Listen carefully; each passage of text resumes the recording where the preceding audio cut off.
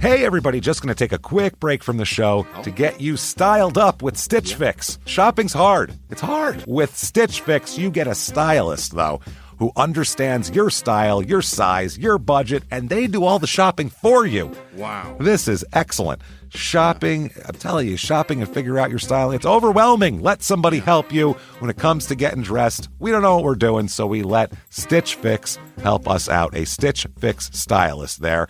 They know what works on us. We get the prices that make us look really good, and it feels good. You get some confidence boost walking around knowing that you're looking decent here. Oh, yeah. Yeah, we just give the stylist our sizes, style, budget preferences.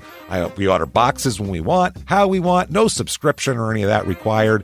And they send called Just For Me pieces as well. Mm-hmm. Like, maybe you'd like this, and it's awesome. Outfit recommendations, styling tips. You keep what you love, you send back the rest. It's super easy.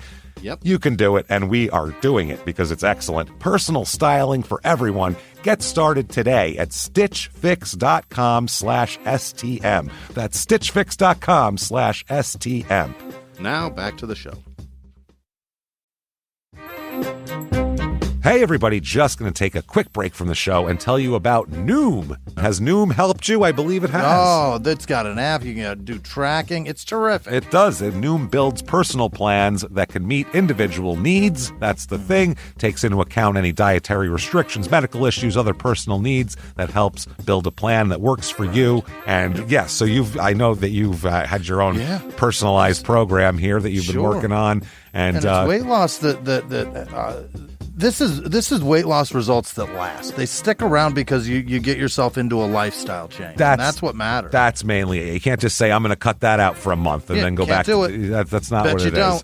So I'm glad it's helping you. That's great. And it really does. I like the psychology and biology-based approach here. Yeah. Noom Weight uses psychology. That's why they say losing weight starts with your brain, but it also takes into account your unique biological factors, Jimmy. All of your multitude flora and fauna that goes on inside of you there. Sure. Yeah. Stay focused on what's important to you with Noom's psychology and biology-based approach. Sign up for your trial today at Noom.com, Noom.com here. Based on 3.5-year study of actively engaged Noom users with minimum starting BMI of 25. Individual results may vary. Visit our website for more information. Thumbtack presents the ins and outs of caring for your home. Out. Uncertainty, self-doubt, stressing about not knowing where to start. In. Plans and guides that make it easy to get home projects done. Out. Word art. Sorry, live, laugh, lovers. In. Knowing what to do, when to do it, and who to hire. Start caring for your home with confidence. Download Thumbtack today.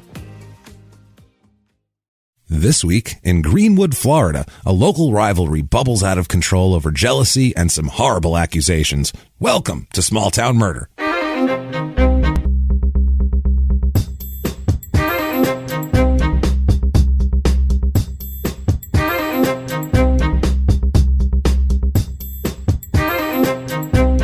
Hello, everybody, and welcome back to Small Town Murder. Yay! Yay, indeed, Jimmy. Yay, indeed. My name is James Pietragallo. I'm here with my co-host. I'm Jimmy Whisman. Thank you, folks, so much for joining us on another crazy, wild adventure that is Small Town Murder. It's always a treasure. Full of panhandle behavior, and today it is from the actual, the king of all panhandles today. So it's a crazy story, as you might imagine. Got to get some house cleaning out of the way here first, because we have an exciting little announcement and everything else here. First of all, thank you for your reviews this week. They do help a lot. We don't know why. No. We don't understand it. It's not our doing, but for some reason, Apple Podcasts, that purple icon, they want it. They want reviews, and it helps you go up the charts. So if you haven't done it yet, it helps us a lot on the business end. Give us 5 stars. It doesn't matter what you say. Say you're following instructions. Say these guys are dicks, but I still like them. It doesn't matter. You can say anything you want. I don't think you can curse there, but still. Danbury, Connecticut is a nice town. It's a nice town. It is. That is a nice town. I'll tell you what, very, very nice place. Also, head over to shutupandgivememurder.com for all of your small town murder and crime and sports needs. And if you have not listened to Crime and Sports, this is the time to start. Right. You have nothing better to do. Right. And it's it's funny. Yeah. Tell you what, listen to episode 200. You can start out with that one, and there's not a whole lot of sports in it, and there is murder, though. So it's like a small town murder. You can check that out, and we'll hook you. Don't worry. And then you can listen to the back catalog from there. But check all of that out. Definitely do that. Also, listen to P.S. I Hate This Movie with myself and my wife, Sarah Hunt, where we tear apart romantic comedies and movies such as that. And so if you've ever been annoyed by these movies and had to watch them and been forced to watch them, well, you can listen to me destroy them, and Sarah as well. And she's meaner than you think. So it's good stuff. She's hilarious. So we've got a lot of fun there. Also, if you want to be an even bigger hero to the show, one of our producers who we talk about in glowing terms at the end of the show every week, you can do that very easily by going to patreon.com/smalltownmurder. No, it's not. It's Smash Crime and Sports. Let's start that over. It is patreon.com/crime and sports. There's the Patreon. And either that or you can go over to PayPal and use our email address, crimeandsports@gmail.com, if you want to drop a donation there. But we are putting out extra stuff. We have a bonus episode that will come out on Friday. Tomorrow. You're going to be chock full of us this week. We have a bonus episode that's going to come out where we will be talking all about the Tiger King documentary, because so many of you guys have asked us what we think about it and all this shit, and we can't answer it. We're going to answer it all in a bonus episode. So that's $5 and above on Patreon for that. And then for everybody, tomorrow, Friday, we're talking, I don't know the date, but the day after this comes out. 27th? Something like that. 27th. Friday, 6 p.m. Pacific. So that'd be 9 p.m. Eastern, and you figure out your time in between. We will be doing a live stream of Jimmy and myself watching Stevie. And it's going to be crazy. We're going to watch Stevie. Jimmy's going to crack beers. I'm going to get stoned. We're going to have a good time. We're going to eat food and watch Stevie and laugh at it and hang out with us and do that. What is it, on Instagram Live? And I think there's other places.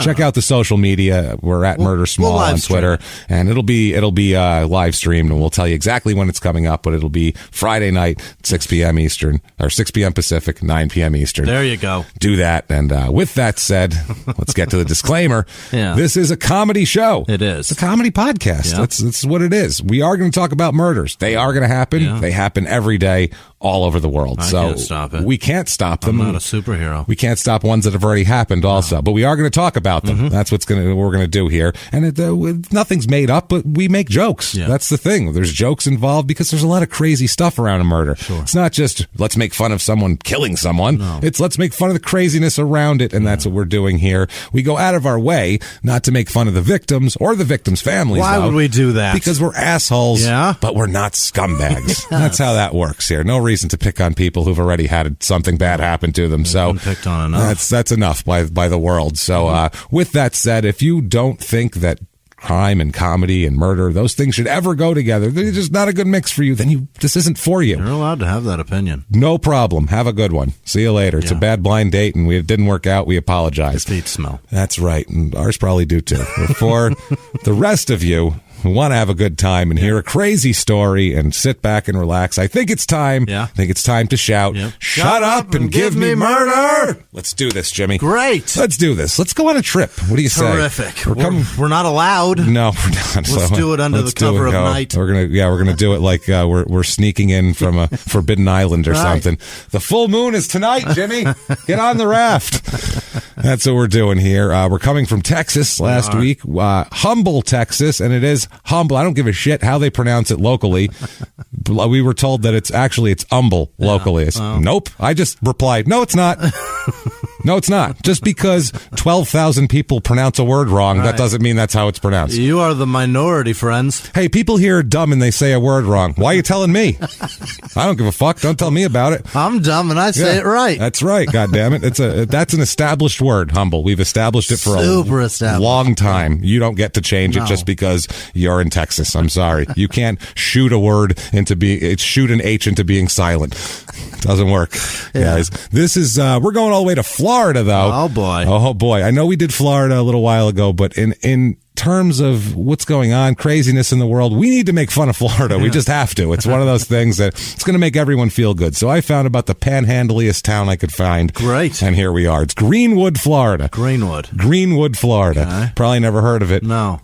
Good reason. It's northwestern Florida. Yeah. Straight panhandle. Right in it. Right smack in the middle of a panhandle. Yeah. I mean, you can't get any more when they say granddaddy of the panhandles. The meat of the handle. Yeah. Right there. Right where the middle of your hand would go. It's fucking meaty. An hour and 15 minutes over to Tallahassee. More your panhandle. It's a capital, but it's also your panhandle capital. 4 hours up to Atlanta. If you want to go somewhere better. And then 5 hours and 40 minutes to Alturas, which is the last episode we did, which was down by Orlando. So was that the one with like the mailing addresses were fucking weird? Oh, yeah. All the mailing addresses are weird. This is also 10 minutes away from a town called Two Egg, Florida. Two Egg. We'll talk about Two Egg. Boy. It's Two Egg, Florida. People call me Two Egg. I'm Jimmy Two Egg. That's what they call me.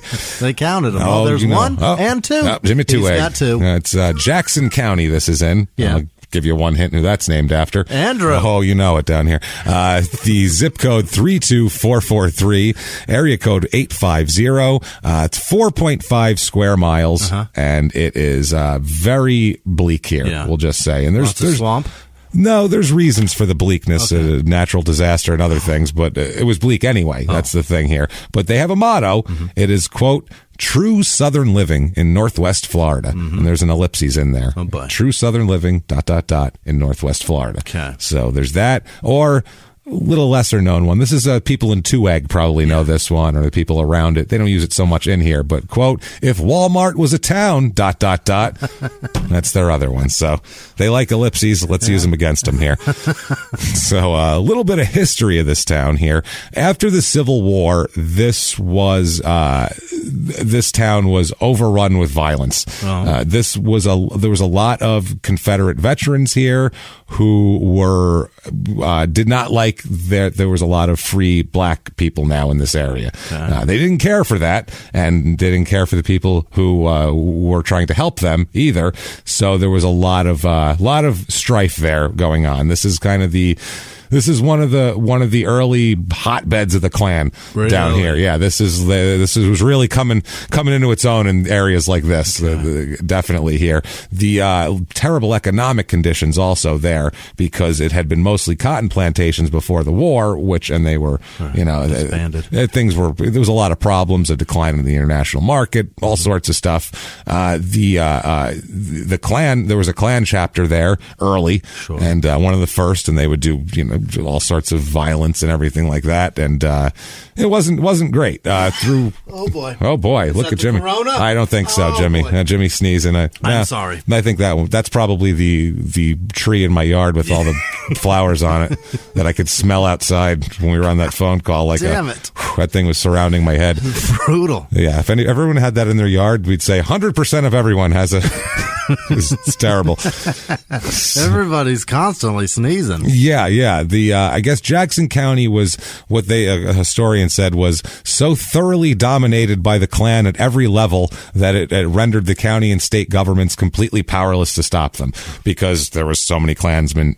They're outnumbered in the state government. No, they were in the positions of power. If the sheriff is a Klansman, who are you going to call? Who's going to arrest him? Yeah, that's what I'm saying. So that's Ghostbusters. Like it's Ghostbusters. That's how it happened here. The Klan in 1871, it became very, very bad for this whole thing. It wasn't good stuff. In 1871, the sheriff resigned because he said that the lawlessness that was going on there, he couldn't carry out the duties of sheriff anymore. The people were not willing to obey the law. So he said, I quit. And there was that. And then before him, an official in the county, the clerk of the circuit court, was assassinated right before he quit. He's like, I'm out of here. You people are fucking nuts, basically. I'm gone. Because the previous clerk before that was also assassinated. My God. So it's one of those things. If you're not doing exactly what some people want in this area, they were gonna kill you. 1943 was the last lynching in the county. 43. Wow. 43. This was a guy named Celos Harrison. Mm-hmm. He had been twice convicted by a all-white jury and sentenced to death. People people dragged him from the county jail in Mariana and hanged him while his appeals were going on. Unbelievable. This was 1943. Right. Everybody, if only there was something better to do in 1943. Oh, yeah, there was Hitler. Right. That's right. There's a war on. Hey, choose your battles, assholes. How about don't worry about him? I got an idea. Why don't you take all that fucking lynching energy and, I don't know, go fucking fight Hitler. Save the world. Good Lord. What the fuck are you doing? Hitler exists. Right. All of your energy should be in, how do we stop Hitler? Nah, what did that black guy do? Who gives a shit? Is he Hitler? No. He's locked up. Did he bomb Pearl Harbor? Right. Fuck no. Jesus Christ. I could see if his name was Klaus von Steubenron or some shit, and they were like, let's fucking string him up. Fuck that guy. I would understand the sentiment at the time. It would happen. Or his name was like, I don't know, some insert Japanese name. But not this guy. That's funny. Hitler. Yeah.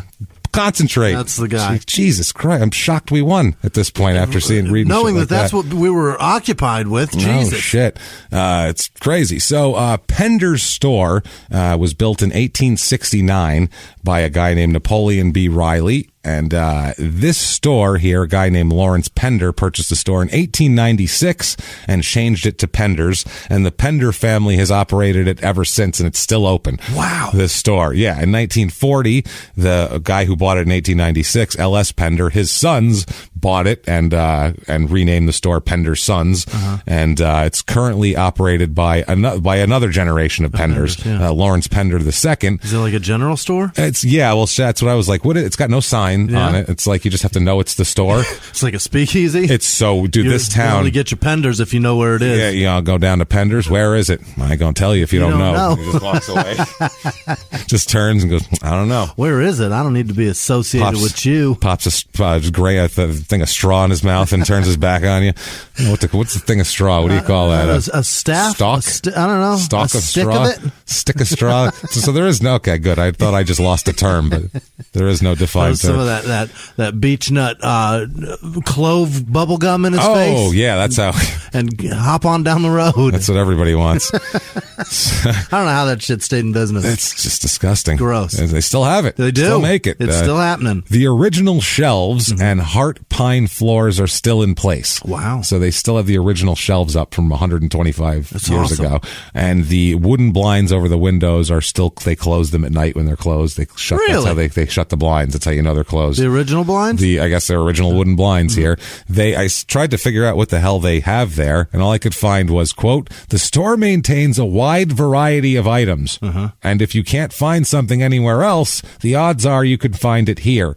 Oh. Since all the shit nobody since the late 1800s, the store has been a focal point of life in Greenwood and remains so today. So what do they have? Right. They're just like, they can't find it here. It's the beech nut. You have like some weird cookie from Finland, and like a carburetor for a 68 VW Bug, and like just weird. It's down there at Pender's stuff. It must be at Pender's. Like, what is it? The fuck? I can't find my keys. I'll go down to Pender's. They might have them. No, it's for my car. I'm telling you, it's weird. They sell all the weird shit that nobody else wants. I didn't think they would have an axle for a 1914 Model T, but they did. It's amazing. They had it. It was original stock. Yeah. So, fucking weird. The town hall is located across from the store, so that's pretty much all it is. The northern part, I guess, of this building was the post office until 1988, and then the southern part was a Pure Oil Company service station in the 1930s, and there was that. Now, in October 2018, as if this bleak town couldn't get any bleaker, Hurricane Michael came through and fucking just devastated this place. Really? And it is bad now. Very slow fixing things. They only had one grocery store in the whole town before that, and it caught fire. Oh no! After the hurricane. So this was in 2018. As of late 2019, they still had no grocery store. Wow. It wasn't replaced. Nobody came in. They said they were trying to band together the residents to assist elderly people who can't travel to get food. There's nowhere to get food in town. You're literally stranded. Instacart isn't coming out there. Huh? No one's coming out there. The line, there was an article on this, and the line when the reporter was there to get fresh produce is hours long. hours they have a food giveaway, and all the residents who can't really go anywhere else, low income or elderly, they have to wait. Unbelievable. So hours long. Volunteers are trying to, hand out shit, and they got sandwiches and shit they're trying to give people. Hey, Penders, they can't find bananas. Maybe you stock that shit. Yeah, that's... yeah, how about Get your fan belts. Hey, Penders, some fresh produce maybe. Get your fan belt aisle emptied out and put some fresh produce in there. Well, you never know, though. My 74 Nova could throw a rod at any moment, Jimmy. You never know. I got to be there. So this one person here, or one woman, she was in line waiting to get produce, and her house was destroyed by the hurricane. While she was in line? No. Before Jesus, that. That's why she was in line, because her house was destroyed by a hurricane. And talk about insult to injury. I can't get tomatoes, and my house has disappeared. What happened? Shit! I don't want to get out of line. What do I do? Shit. Will you hold my place while I go collect my meager belongings and put them into my trunk? Thank God I was here waiting on tomatoes, because otherwise I could be dead. Yeah. This poor woman said, I believe we are the forgotten county, Jackson County, especially Greenwood. And then another woman here, a woman named Christina Jeter, who said she's been living with mold and no air conditioning and a fallen tree on her home that has fucked up her roof as well. It's still on her house. A year. Jesus. A fallen tree, mold, and no air conditioning, and she's living like this for a year. That's not, you can't live like that. That's awful. She should get her son Derek to fix that shit. That's what I'm saying. That's what I was going to say. I was going to say Derek has built like a 30,000 square foot mansion over by Tampa. You should really just take the trip over to Tampa. It's probably about 3 hours. Go see your nephew. It's going to be much better. She said, quote, we didn't even have electricity for months. Months. We lived without running water for I don't know how long. James, how many people live here? Well, we'll find out. Okay. No running water, no electricity. Think about that. Unbelievable. She was working as a caregiver for a woman, but the woman died after the hurricane. Hurricane didn't kill her; she just happened to die. Okay. And this woman, who was a home nurse, has taken up roofing to survive because there's just no other way to get by. I mean, that's give her all the credit in the world for picking a career that her environment has just gifted her. That's the thing. It sounds like everybody needs a roof. She should start with hers. Yeah. It's fucking free on it. She said, we don't have a kitchen anymore, so if there was a deli here, we could have hot food every day. What is happening? This town has no restaurants, no gas stations, and for the year after the hurricane, no grocery store at all either. The nearest grocery store is 10 minutes away in Tueg over there, but people like her, she said she can't do it because her car is fucked up and she can't drive because she can't afford to fix her car. So she's stuck there. She said both of our vehicles one of them is on jack stands because it needs a part we can't afford, and we need new tires on a car that I just paid $500 for so I could have transportation.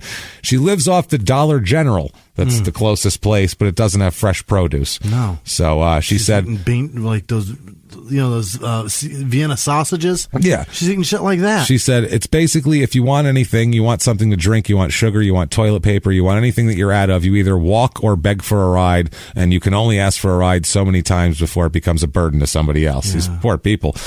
So I found a oh, by the way, she says it's a 45-minute walk to the store, and it's treacherous.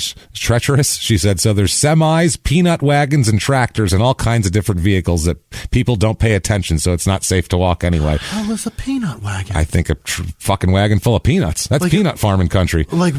Yeah. What? Southern Georgia's female peanut farming country. Yeah, but what does that wagon look like? Is it a tractor with a flatbed? I don't know how you transport peanuts. I'm not positive about that. Apparently it's a specific vehicle. I think it's full of peanuts. No matter what the vehicle is, I think anything that's full of peanuts is going to be the place, right? So there's all these cars traveling down this road, and you got to walk in the road? You got to, with on the side of the road, on the hope for a shoulder. My God. It's bad. She's done it. That's how she knows. Oh, yeah, she knows. She's had to. Yeah, she's had to. So it's not so safe. I found one review of this place, and it's a good one, too. It's 4-star review. They have one complaint, and it's very specific, as usual. Very specific. Quote, Greenwood is a small rural area. There's plenty of trees, animals, and helpful people there. Okay? My only concern is that it is a mostly Baptist community who shun the thought of female ministers. Okay. Okay, that's your biggest concern. You don't have a grocery store. There's a lady with a tree on her house and no water, and you're concerned about the lack of fit. Believe me, the Baptist Church, that's the least of your concerns with them. Trust me. So, people in this town, doomed souls here, 797. Of people that apparently nobody Forgotten. even cares that they're alive. No, and it's gone up since 1990, 68%. Well, it had 474 people in 1990, more males than females, which is strange. All these under 1,000 shit gets real weird, so we'll buzz through numbers pretty quick. A lot of 0 to 14-year-old kids and a lot of 25 to 44-year-old people. Not much else. Okay. Like there's half the elderly as normal. I think now probably because they left after the hurricane. Literally, they had to leave to be cared for because their houses were destroyed. Married, it's about normal, 50-50. A lot of the stats are pretty normal, except for there is single with children is twice as much as normal. Really? So yeah, people just spitting out kids and then not getting married or getting a divorce. Yeah, single. Maybe those kids ruined it. I could see it. Single, no children though is only 3%. Oh, so it's like everyone there is having a fucking kid immediately. Race of this town: 58.7% white, 30.1% black, 0.0% Asian. No, not an Asian to be found. 8.4% Hispanic, which in Florida is pretty goddamn low. 48% of the people here are religious, and of those, 25% of the population is Baptist, as we know. No female ministers, but none. As we know, though, Baptists are the Catholics of the South. That's obvious. 0.0% Jewish. They're like, I don't think so. Not that Florida. They're like, that's no, wrong Florida. We're more toward Miami down in that. Fort Lauderdale's not bad. West Palm is nice. It is. We're not going there. We like houses without trees on them. Yeah, there are multiple Floridas, if you don't know Florida. There is like fancy Florida, and then the rest of Florida is where the South, it's like a southern prison camp, basically. It's the South's Australia, it seems like. I'm not sure it is, but it seems like everybody's just like, you can either go to jail for 50 years or you're banished to Florida. And they're like, well, I guess I'll take Florida. And then they just release them into it. There you go. So that's what's going on there. Welcome to Orlando. Hey, have fun. Jackson County, Florida here, the last election, 30% Democrat, 67% Republican, a little conservative around here. And unemployment rate here is a little bit higher than the national average, but still pretty low. We'll find out in a couple months what it actually is. But for right now, that's what it's holding at. Median household income here, it's almost $58,000 in the rest of the country. Here it is $45,708. So a little bit low. Almost 60% of the people make between $20,000 and $50,000. Okay. Everybody makes that here pretty much. Oh, you know what? 20 being the low there is not positive. That's terrible. That's not great. That's a struggle. Yeah. That's you're walking to the Dollar General dodging peanut wagons. I heard 50,000 in a tiny ass town. Not so bad. 2250. Very few people make over 150,000 in this area here. A lot of jobs in the social services, and it's like twice as many as normal in healthcare and social services. I'm not sure if that is reflective of the hurricane cleanup effort or not. Also, not positive because that's still going on. Cost of living here, 100 being regular average par. Here it is 77, so not too bad, but the housing's low. Housing here is at 39 out of 100. Median home cost $91,000. Not too shabby. So I found some bargains for us here. And if we've convinced you, damn it, that you need to go down and, I don't know, open a grocery store, we have for you the Greenwood, Florida Real Estate Report.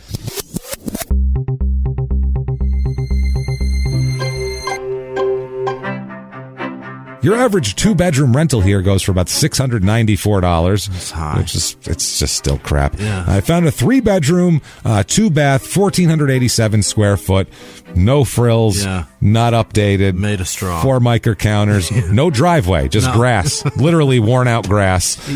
70 ruts in it. Literally. Oh my God. They made it. The last people made it a circle. Nice. $74,900 though for 1,500 square feet. I found 35.8 acres of land. $79,900. That is a deal. That's a lot. It's shit land, but still, it's a lot of land. Shit. I found 5 acres for $15,000. Unbelievable. It's like a used car. You can have 5 acres of land down there. Oh, my God. I can put that on a credit card. It's amazing. I want it. Let's go buy some land, Jimmy. I found a 3-bedroom. I can't pay it. No, back. I can't pay it now. That's the problem. A 3-bedroom, 2-bath, 2,400 square foot place. It's nice, updated, has a barn, all that shit.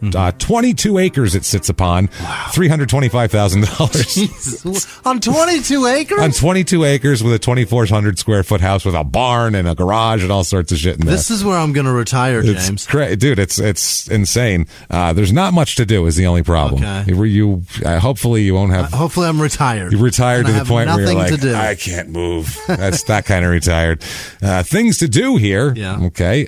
Look at old houses. Sure. Because there's a lot of old houses. Try not to think about how mean people were to black people inside them, I guess, while you were looking at them. Oh, that's a nice house. I hope not too many black people were fucking tormented in there. Yeah. You can make fun of 2-egg. Yeah. I guess that's something to do. Right. Because I found the history of 2-egg and why it's called that. What is that? Basically, the way it goes, a traveling salesman was in the store in this town one day when some children went in to get shit for their mother, but all they had for payment was a pair of eggs. Their mother said, here's a couple eggs. Take this shit to the store and try to get, goods for them. And your cute fucking cherub faces. Get down there. Barter some eggs. Yeah. So that's the kind of town we're talking about. Otherwise, I got to go suck dicks. So an egg barter in town. That's a big chasm. Yeah. I'll either they'll take eggs from my kids or I'm sucking dick. One or the other. There's no in between. There's no, I'll go do an honest day's work. Right. I'll do it. It's either they're taking the eggs or line everybody up down at the dock, boys. When's the fleet coming in?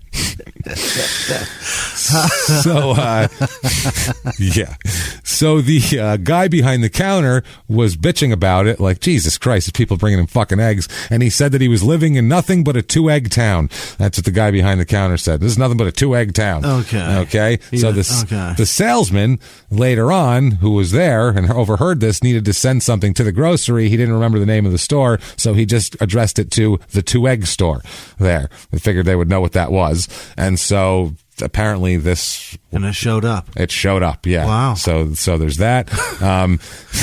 What a ridiculous way to name a town. It's ridiculous, and then it's caused other names. There's a couple of legends here in this town as well, things to do. One has to do with a female ghost who hangs around Bellamy Bridge. The legend says that her bridal gown caught fire on her wedding day, and she died from the burns. So her ghost still wanders the area looking for the husband that never happened. That's the legend of this poor burning bride. And then another legend involves sightings of Jesus Christ, Jimmy. Yeah. This is something I couldn't make up. You would hear about this town and you go, I bet they have some stupid legend about a miniature Bigfoot. And they do. Stop it. They have a small Bigfoot That's not looking a Bigfoot, monster. you guys. It's a medium foot. Right. Small kind of Bigfoot looking monster. Several people claim to have seen it walking and running in the swamps and woods on 2 legs. The locals, you know what they call it? What? The 2-egg stump jumper. Oh my God. The 2-egg stump. Y'all seen the 2-egg stump jumper? I seen him. He was out just walking and jumping.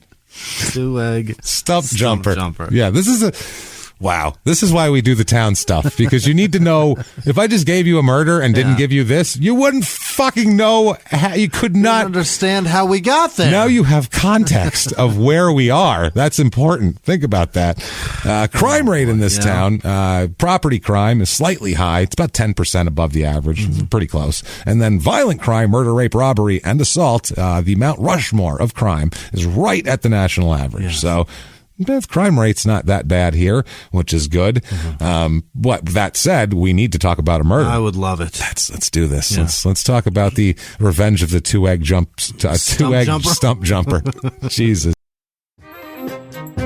Hey everybody, just going to take a quick break from the show to tell you about the safest sponsor ever, Simply Safe. Absolutely, these people will keep you safe. It's amazing. You know that every 26 seconds a burglary takes place in the United States, according to the FBI. That means that by the time this podcast is over, dozens and dozens of homes will have been targeted, ransacked, God knows what happens here. So protect your home before it's too late with Simply Safe proactive security system. Simply Safe helps stop threats before they even have a chance to break in.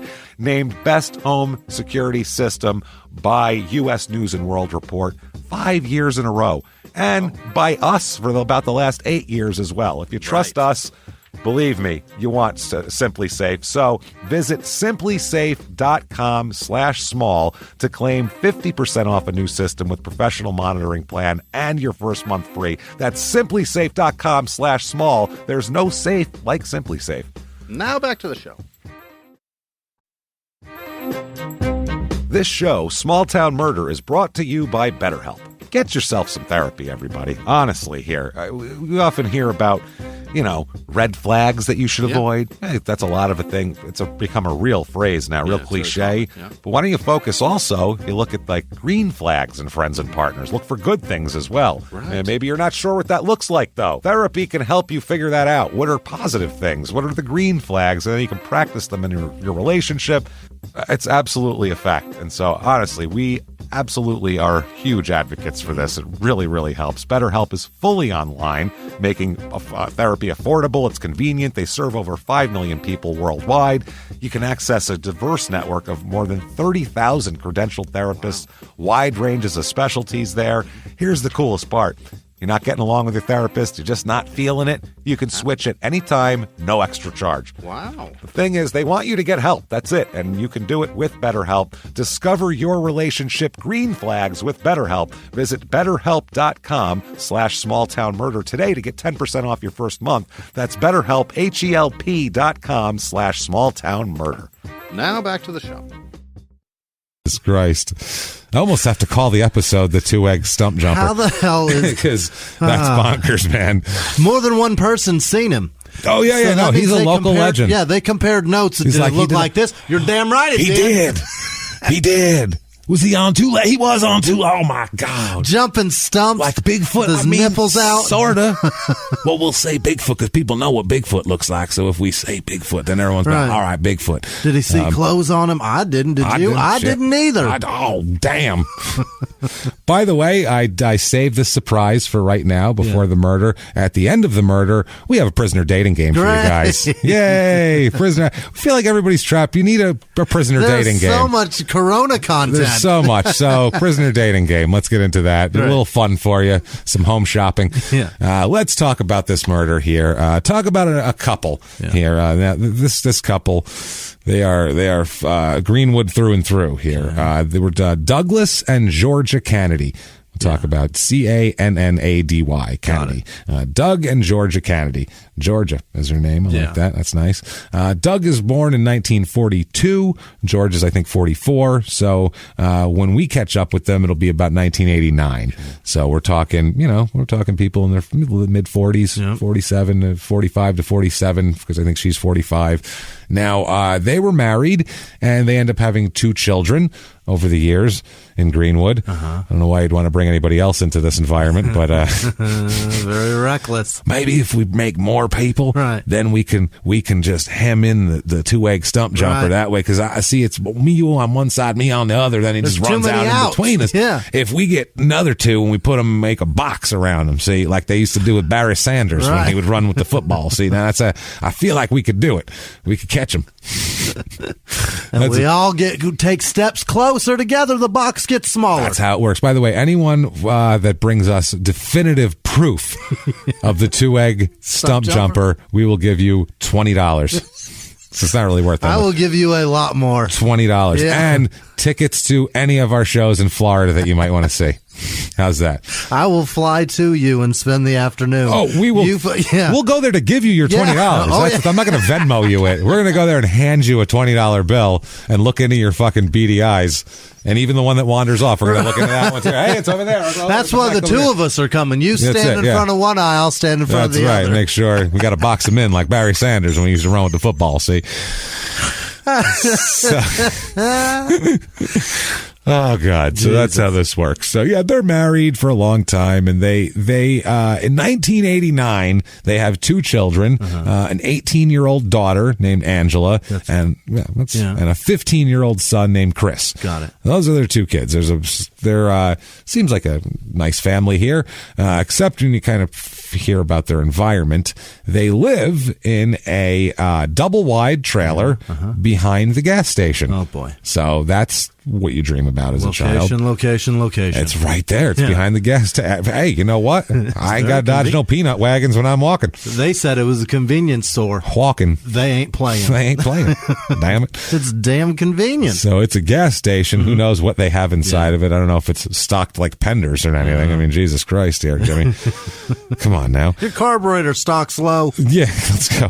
So Doug runs the gas station. Yeah. This is his gas station. Okay. It's Doug's gas station. And they also own a bar nearby as well. Oh. This is when there was a bar and a gas station in town. Yeah. He's like, think about that. Commerce. He's the like local kingpin business impresario. Yeah. He lives in a double wide behind the gas station. That's making it in this town. Think about that for one moment.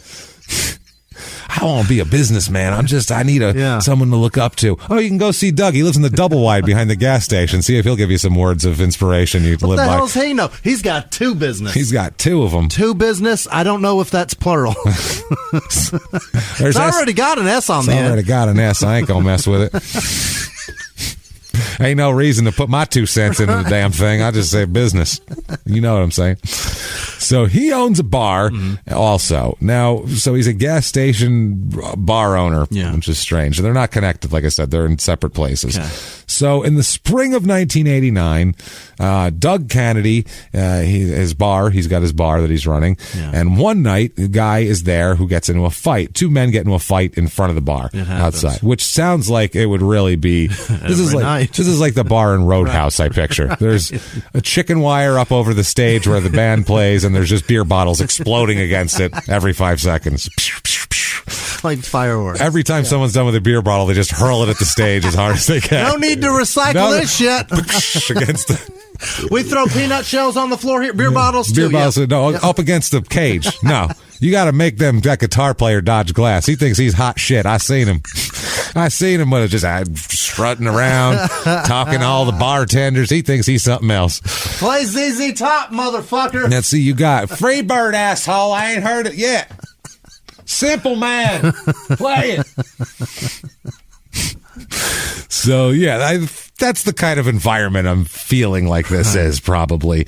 So there's a man named Steve Russ, and he's the guy, one of the participants in the fight. Okay, yeah. Steve Russ and Doug Kennedy know each other as well, as I feel like probably most people probably know each other in this town. Everybody wants to know Doug, too. He's successful as fuck. And if you need gas or drink at all, you know Doug. That's the my thing. Guy. So, I mean, Doug's a known fucking guy. Yeah. So everyone knows Doug, and Steve and Russ know each other and probably went to school together, and who knows. So, well, the little school they, I'm sure, went to. Right. Let's be realistic here. This is the panhandle of Florida. Right. And the behavior in this could only be described as panhandle. It's the only way to describe it. So he gets into a fight, Steve Russ, and Doug comes out to break up the fight as a bar owner. He's also the bouncer. He's also the bouncer. Yeah, that's what I mean. It's tough out in a bar. Now, there's several ways to break up a fight. I used to be a bouncer. Yeah. You start by yelling, usually, because sometimes people realize that they're being caught and they'll stop. Sometimes you get others that. are watching. Others are watching, things of that. Then you try to get the participants and pull them apart, or possibly, if there's no punches being thrown, maybe get in the middle and pry them apart. There's a lot of ways to break up a fight. This is a different way. This is some Old West shit. This is shotgun fire into the air. He comes out firing his pistol into the air. Boom, boom, boom. Fuck yes. Break it up. We didn't even have guns, sir. Nobody's got a gun to absolutely bonkers. If there's a fight going on, imagine every bar fight that happened was broken up with gunfire. That's a man that bought that pistol and was like, can't wait for the first goddamn fight. First, I feel like he's like, I got to clean it more now. I feel like he has to clean this gun every 3 days. It's just constant. How many? I got to go buy more goddamn ammunition now. You goddamn assholes fighting in front of my bar. I'll bet he loved it. 3 boxes a week. Did he fire it outdoors just willy-nilly into the air? Yeah. Oh, yeah. He just walked outside, saw them fight, and started those come down bucking shots off into the air. Idiot. Probably into a peanut farm or somewhere like that. This is rural panhandle. If it does come down, it's probably not going to happen. What an asshole. Even if it hits somebody, they won't notice that much. We'll lower their IQ 3-4 points. Other than that, it's fine. Jesus. So, he's firing. You can't just buck shots off to stop a fight. This is not... This isn't the Old West.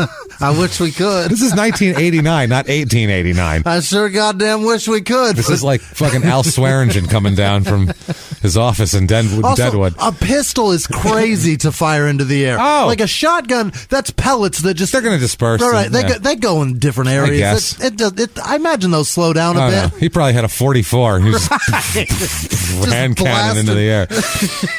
Didn't give a rounds. Shit. Yeah. So Russ apparently was placed in what they call, I don't know what this is, community control.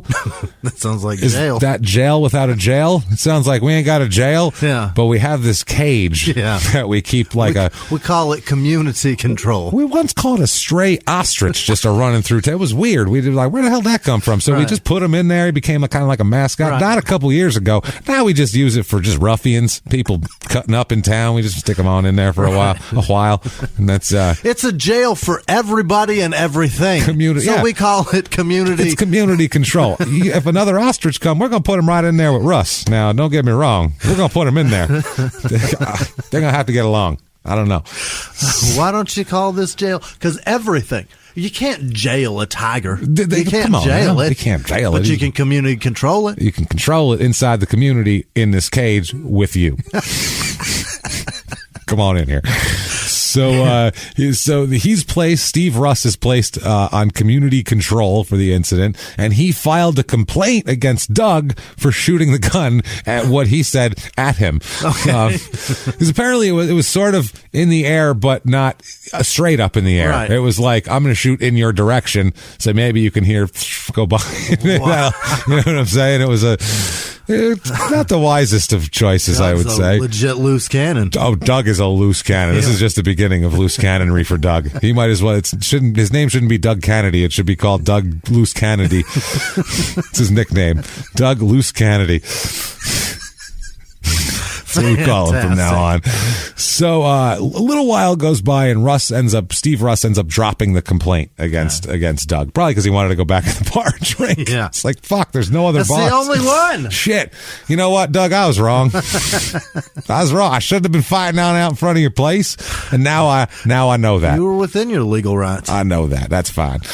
Now, on Sunday, July 23rd, 1989, Doug and Georgia and Chris and, was it Angela is the other one? Yes, Angela, the 18-year-old. They all went over to a friend's house for dinner. Yeah. Okay? At some point during the evening, Doug fucking passed out. Okay. Just he's out cold. Mm-hmm. I don't know. He must have been drinking. Doug, by the way, as if I needed to tell you this, he loves the booze. Bit of an alcoholic. Yeah. Doug, he digs it. Doug is drinking most of the time, and I feel like that's why he bought the bar. Just as he's like, well, this cheaper. And then he realized that those sometimes you can't sell, but you know what's always open for booze? The gas station. The gas station. I'll just bring it on in there. After hours, you know how it is. So I sell booze. It's always ammunition. Open. Yeah. Gotta catch it though. I'll sell it by the box now. So, they go over to a friend's house, they eat dinner, and then Doug passes out at the house. So, Jesus Christ. So his family leaves. Uh-huh. So they just leave him at the friend's house? Like, he's passed out. Yeah. That's what I mean. That's why I mean he must be drunk passed out, because otherwise you just shake him a little. Hey, Doug. Right. Oh, yeah, sorry. Oh, my bad. If you're sober, you just wake up and go, yeah, let's go. Yeah. But if you're shithoused and you've been drinking since like 8 a.m., you're out cold. Right. And it's a Sunday in July. Who knows what he was doing? Anticipating preseason football. You know how it is. 2 months in advance. You know how you get. Yeah. So he passes out. So about 9 a.m., he wakes up, comes to, and says, "Where's my wife?" Right. And they were like, "I don't know, stupid. You fucking passed out. She probably left." It's Monday. Yeah. So no one knew where she was. We're like, I don't know. Once she leaves here, we're not positive where she goes. Yeah. We figured you might know that. We sat here all night watching your chest go up and down to make sure you were still alive. I mean, we were hoping you weren't, but you were here. So he says, "Where's my wife?" And no one knows where it was. So at this point, where it was, I can't find it. Sorry. What are you looking for? Sorry, Georgia. Apologies. Maybe it's down at the Penders. I don't know. Find out. They got everything. It said if you can't find it anywhere else, it'll be at Penders. So maybe your wife is there. I don't know. Can't find her nowhere else. That's where I'd go. So no one knew where she was. At this point, he was passed out all evening to the point night. They ate dinner and then he passed out. So he's been out for a couple hours. He's still too drunk to drive. Awesome. That's how drunk he was. That's my guy. When he passed out. So when they showed up for dinner, think about that. Yeah. They walk in, oh, it's the kids, how you doing? And then him stumbling through the fucking door. You know, if you bump into a trailer door and the whole thing shakes? Right. I feel like that's what happened to in the doorway. They're like, oh, shit, he's going to take the screen door off. You know, one of those guys. So he's too drunk to drive even after being passed out for hours. Awesome. And too drunk in his mind is drunker than, we're not talking, oh, I think I'm probably legally over the limit. Right. He's like, I can't walk real well, so I shouldn't drive. That's his look, because he'll drive otherwise, this guy. He doesn't give a fuck. Wow. It's 1989, too. Less frowned upon. Rural towns, 1989, people would just drive with beer between their legs all the time. It was, get me another, boy. It's in the trunk. Yeah. Well, some states, and I think just until recently, it's not. An open container isn't illegal. Right. You just have to be not drunk. Right. It's like, well, you can drink beer, just don't be hammered on it. You know, it's okay. Sure. Because I know, like, for a long time, Louisiana had, like, drive-through, like, where not like liquor stores where you could buy, like, a bottle of liquor, but, like, bars where you could drive through and get, like, a fucking margarita. Unbelievable. Handed to you out the window while you're driving. That sounds awesome. That's what I mean. That's how they used to roll, so... It wasn't real frowned upon in the South. Drive-through Cheers? That's basically, that's what they have down there. Those drive-through, whatever fucking bars. It's awesome. I don't know if they still have them. That was like in the 80s. I mean, it's dangerous, but it's awesome. It's excessively dangerous.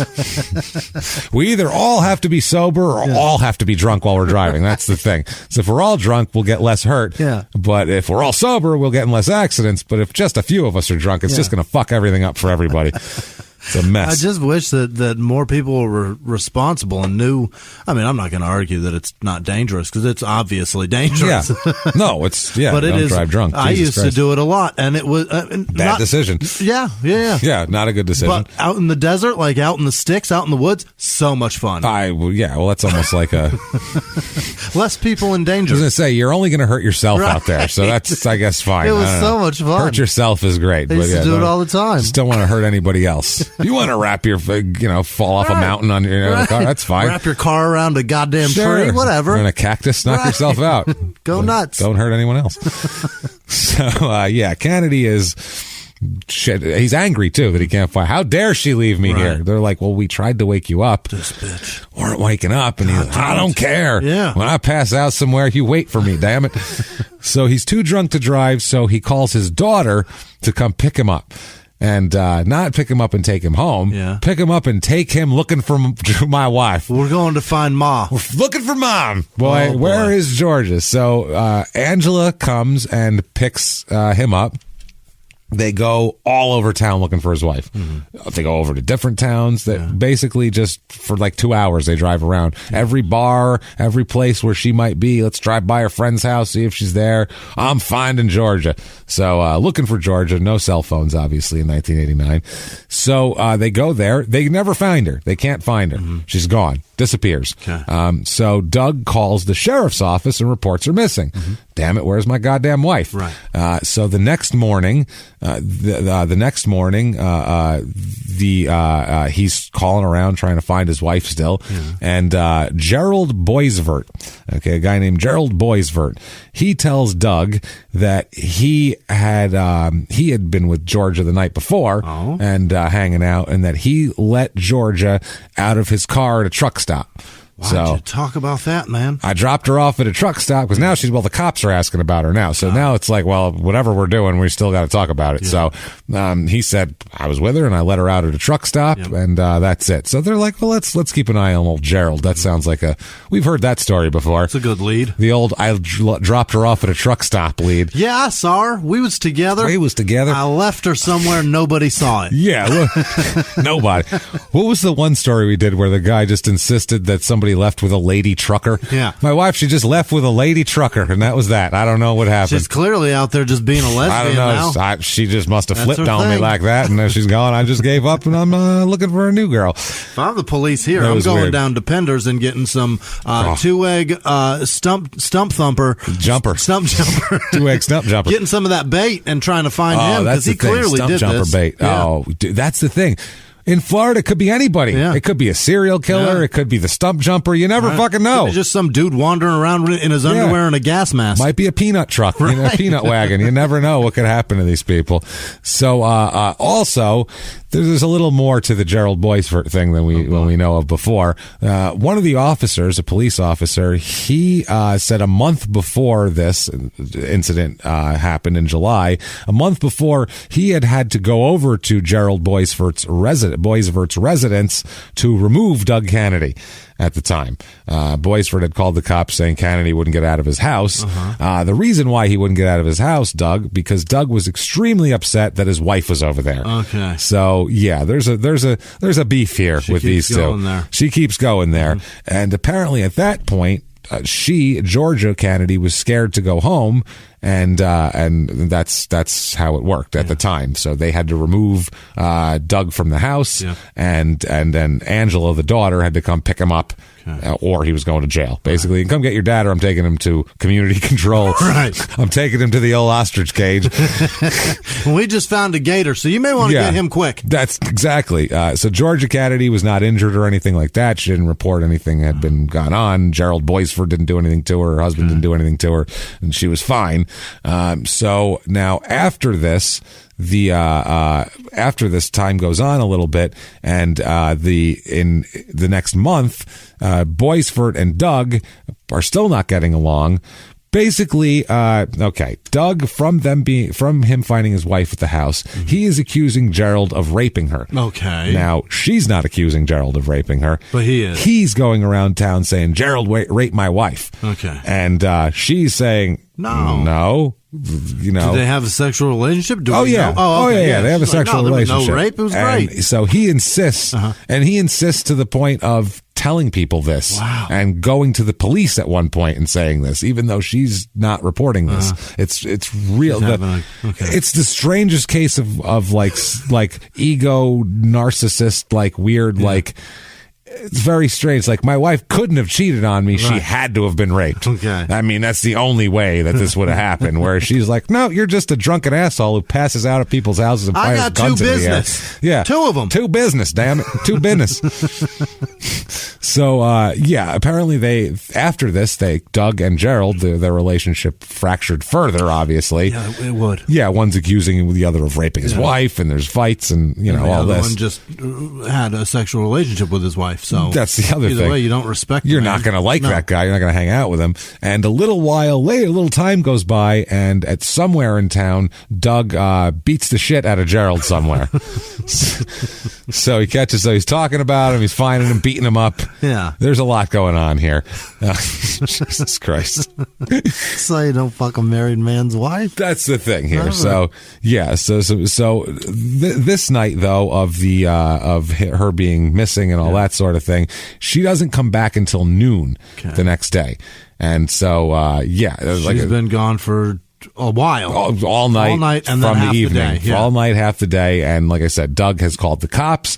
Doug has called Gerald. Yep. Gerald said, I was with her. Yeah, I was knocking the bottom out that shit. But then afterwards, I just dropped her off at the truck stop. After Doug had a hell of a snooze. Yeah, that's how it works there. So someone finally drops Georgia off at home at noon. Okay, it's just somebody else drops her off. So she just wanders in the house. And she tells Doug the same story that Gerald said. She said that she was with Gerald, and then Gerald dropped her off at a truck stop, and then she left the truck stop with another woman, presumably a lady trucker. That's all I can think. Hell yeah. So, God, the lady trucker rears her head again. I love it. And Georgia is having the time of her life. Yeah, she's out partying over here. She's banging Gerald. She's hanging out with lady truckers. You know, when you fell asleep, I went and just fucked everybody I met. Everybody. Gerald, lady trucker, sheriff, the two-egg stump jumper. I fucked them all, damn it. I fucked the ghost bride. I scissored the ghost bride. That's right. That's right, Doug. It's because you don't pay attention to me. I got to go out and scissor ghost brides. Lit her goddamn veil on fire. Oh, I did it good, though. I did it metaphorically. Metaphorically lit it on fire. She was like, "Woo, boy!" Into that. It was good stuff. Good stuff. So what does she tell him now? They tell you they say it, and you don't believe it, but I hear there ain't no pussy like ghost pussy, and I'm like, that sound crass. You know what I'm saying? I'm like, I don't believe that. That's just some crass son of a bitch out there. But then you hear it, and you're like, you know what? It's kind of probably true. It's gonna be true. Now, so over the next few days, Doug, I don't know why it took him days to notice this shit, but over the next few days, he noticed scratches on Georgia's shoulders. I don't know why it took him a few days to notice this, but also that she didn't want to have sex with him. At all. Oh, which the 2-egg stump jumper. The 2-egg stump jumper. It's still coming out. It's still reverberating through my system.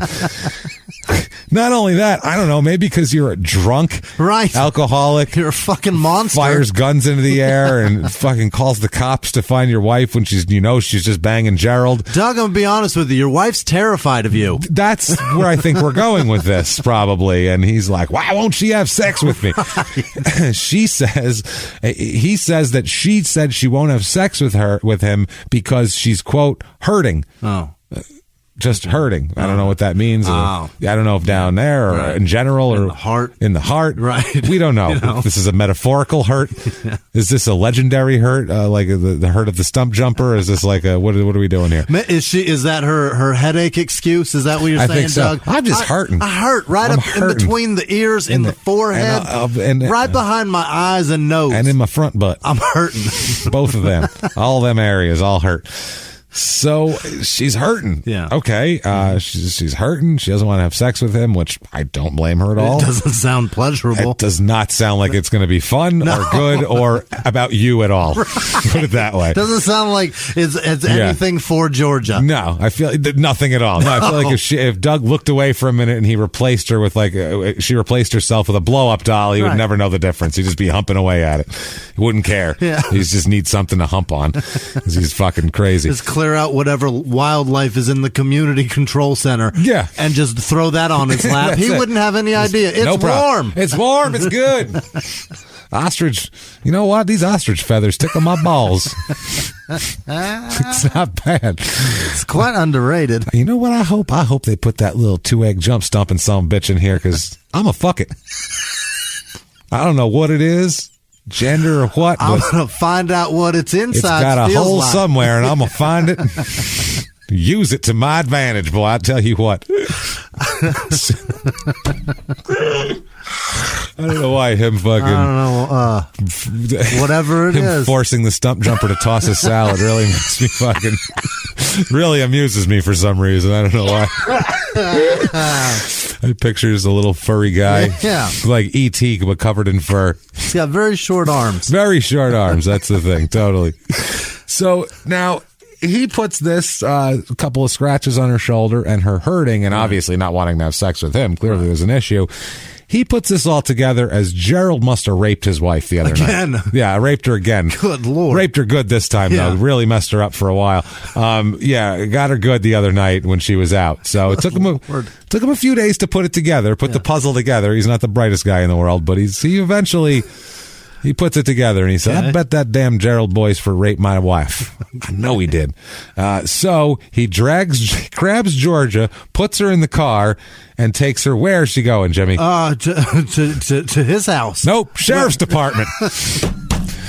We're going to the sheriff. Oh, my God. Okay. What's he going to say? Sheriff, will you look at does this look raped? Look at her. See them scratches? Now, she said she wasn't raped, but I don't believe her.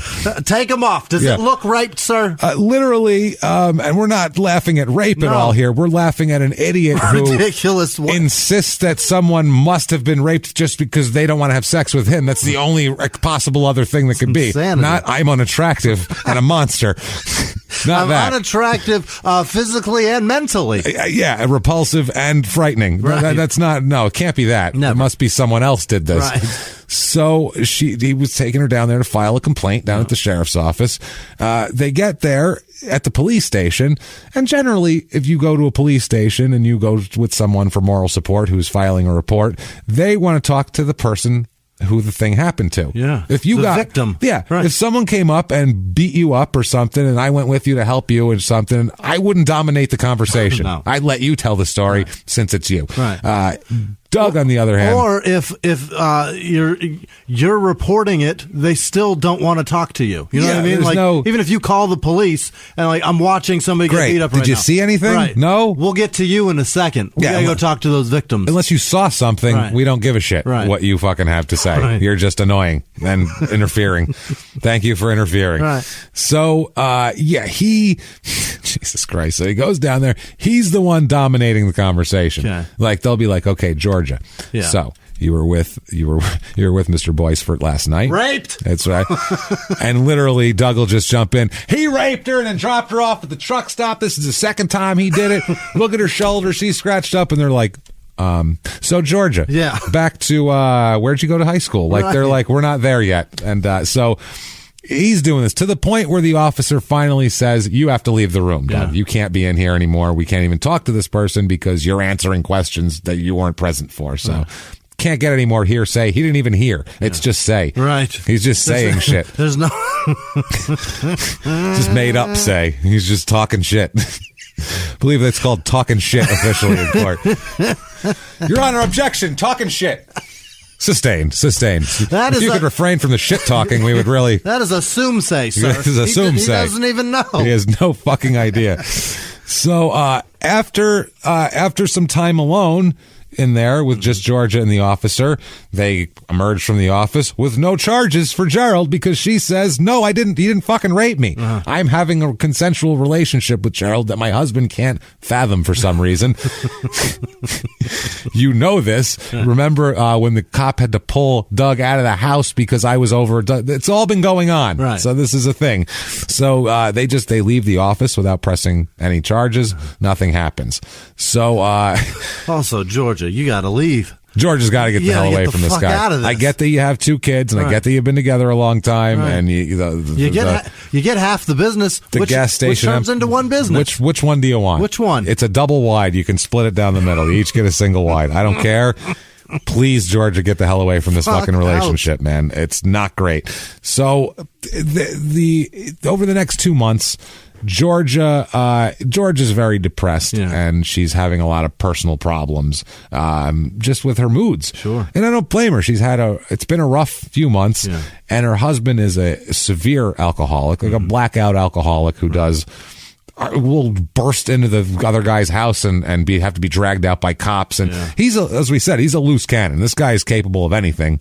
And if you're his wife and he's mad at you, you got to be worried about that shit. And I assume, too, after this whole thing, I bet you anything, Doug put her on some kind of little lockdown here. Yeah. You're not going out and partying and doing all this shit and blah, blah, blah. And so she's just getting very depressed by the whole situation. And they still got both kids living at home. Both kids living at home, 18 and 15. One's in the prime of his teens. They're figuring out who he is.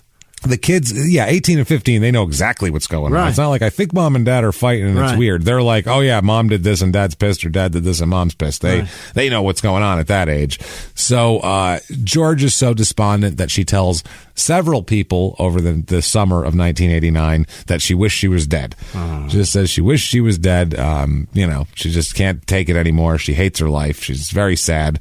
And now, Jesus Christ, Doug is obsessed with Gerald Boycefort, obsessed with him.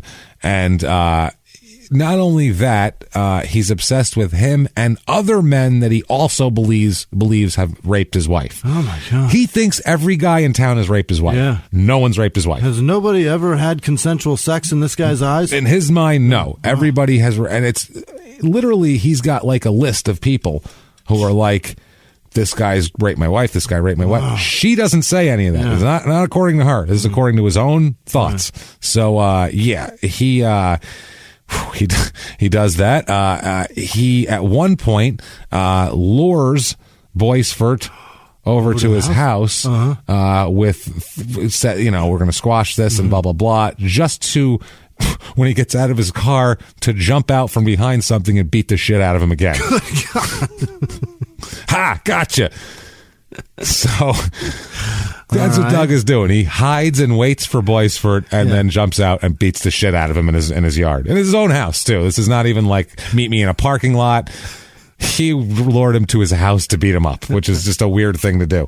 How many goddammits did Gerald say? Yeah, God damn it again. God damn it. Some bitch. Doug, stop. Doug, God damn it. Jesus Christ. So, obviously, this is an issue, clearly. You can't be just luring people. He's on the edge, Doug. He is a loose cannon. So on one particular day, oh boy, Doug starts drinking, as is normal for him. But on this particular day, he thinks he's drunk anywhere. He said at least 14 beers, but possibly as many as 26. Oh, boy. So somewhere between 14 and 26 beers. That's a lot. That's a lot of beer. I don't care who you are. There's a 12-beer disparagement betwing those. Yeah, that's how drunk he was anyway. 1 or 2 12-packs. Yeah, I'm going to go with 2 if you don't remember. So go with the higher number. You can't say give or take on a case of beer. The less you remember, the higher number I'm going to probably go with. Put it that way. So it's, he drinks a shitload of beer, and he says that he is talking to his wife, and they're in the living room, and she's depressed that day. And he believes that she's depressed because she's sad because Gerald Boisfort raped her. And that's what he's saying in the house. This is all Gerald's fault. You feel like this. And she's like, no. And he's like, yes, it is. This is fucking nuts. So at this point, he gets so mad, he went and he got his .38 caliber pistol from a hiding place in his trailer, and he starts to clean it. It's his peacemaker. Sure. It's his peacemaker. He's got to clean it. He's been firing that thing off like crazy. Right. So he's cleaning his gun. Now he says that his wife asked that he sit next to her on the living room couch and talk to him and talk to her, maybe to calm him down, whatever. Because when a guy's like, it's that son of a bitch that raped you, I'm gonna get my gun, and starts cleaning it, you want to calm that person down, probably. Like, let's chill out before you're getting your hiding guns. Let's calm here. We'll chill. So she says to him, according to him, Georgia tells him to sit down, and he says here that as he started to get up to go over to the couch, he had the gun in his hand that he was cleaning. Oh boy! And he said he tripped, or his ankle gave out from under him. One of the two happened. When you're on about 26 beers, 26 beers, who knows? And he said the way that happened, he fell and the gun fired as he fell, hitting his wife in the chest, hitting Georgia in the chest. Okay. Hitting Georgia in the chest. She is dead like that very quickly. Must have hit her right in the heart. Got her good. It's awful. Poor Georgia. Jesus Christ. As if life wasn't fucking bad enough. Right. Now this happened. So poor Georgia's hit in the chest with a bullet, and she is dead on the living room floor. Awful. Like I said, God, I wish she would have been able to get away from that situation. That's fucking horrible. This is how it happens, goddammit. This is what I mean. This is what happens when things like this, when you have a psycho like this. So now Christopher is home. The son's there. Oh, he's home. Oh, boy. He says that he was watching a football game on TV. It's July. What football game's on? Oh, no, this is September. I'm sorry. There's a football game on. There's a football game on TV, and he said he heard a commotion in another part of the trailer. He just heard, banging around. And with his parents, though, it's not like out of the question. It's one of those things where when you start to hear argument, you just turn the TV up because you're used to it. It's one of those deals. So he said that they were, quote, fussing loudly, is what he said.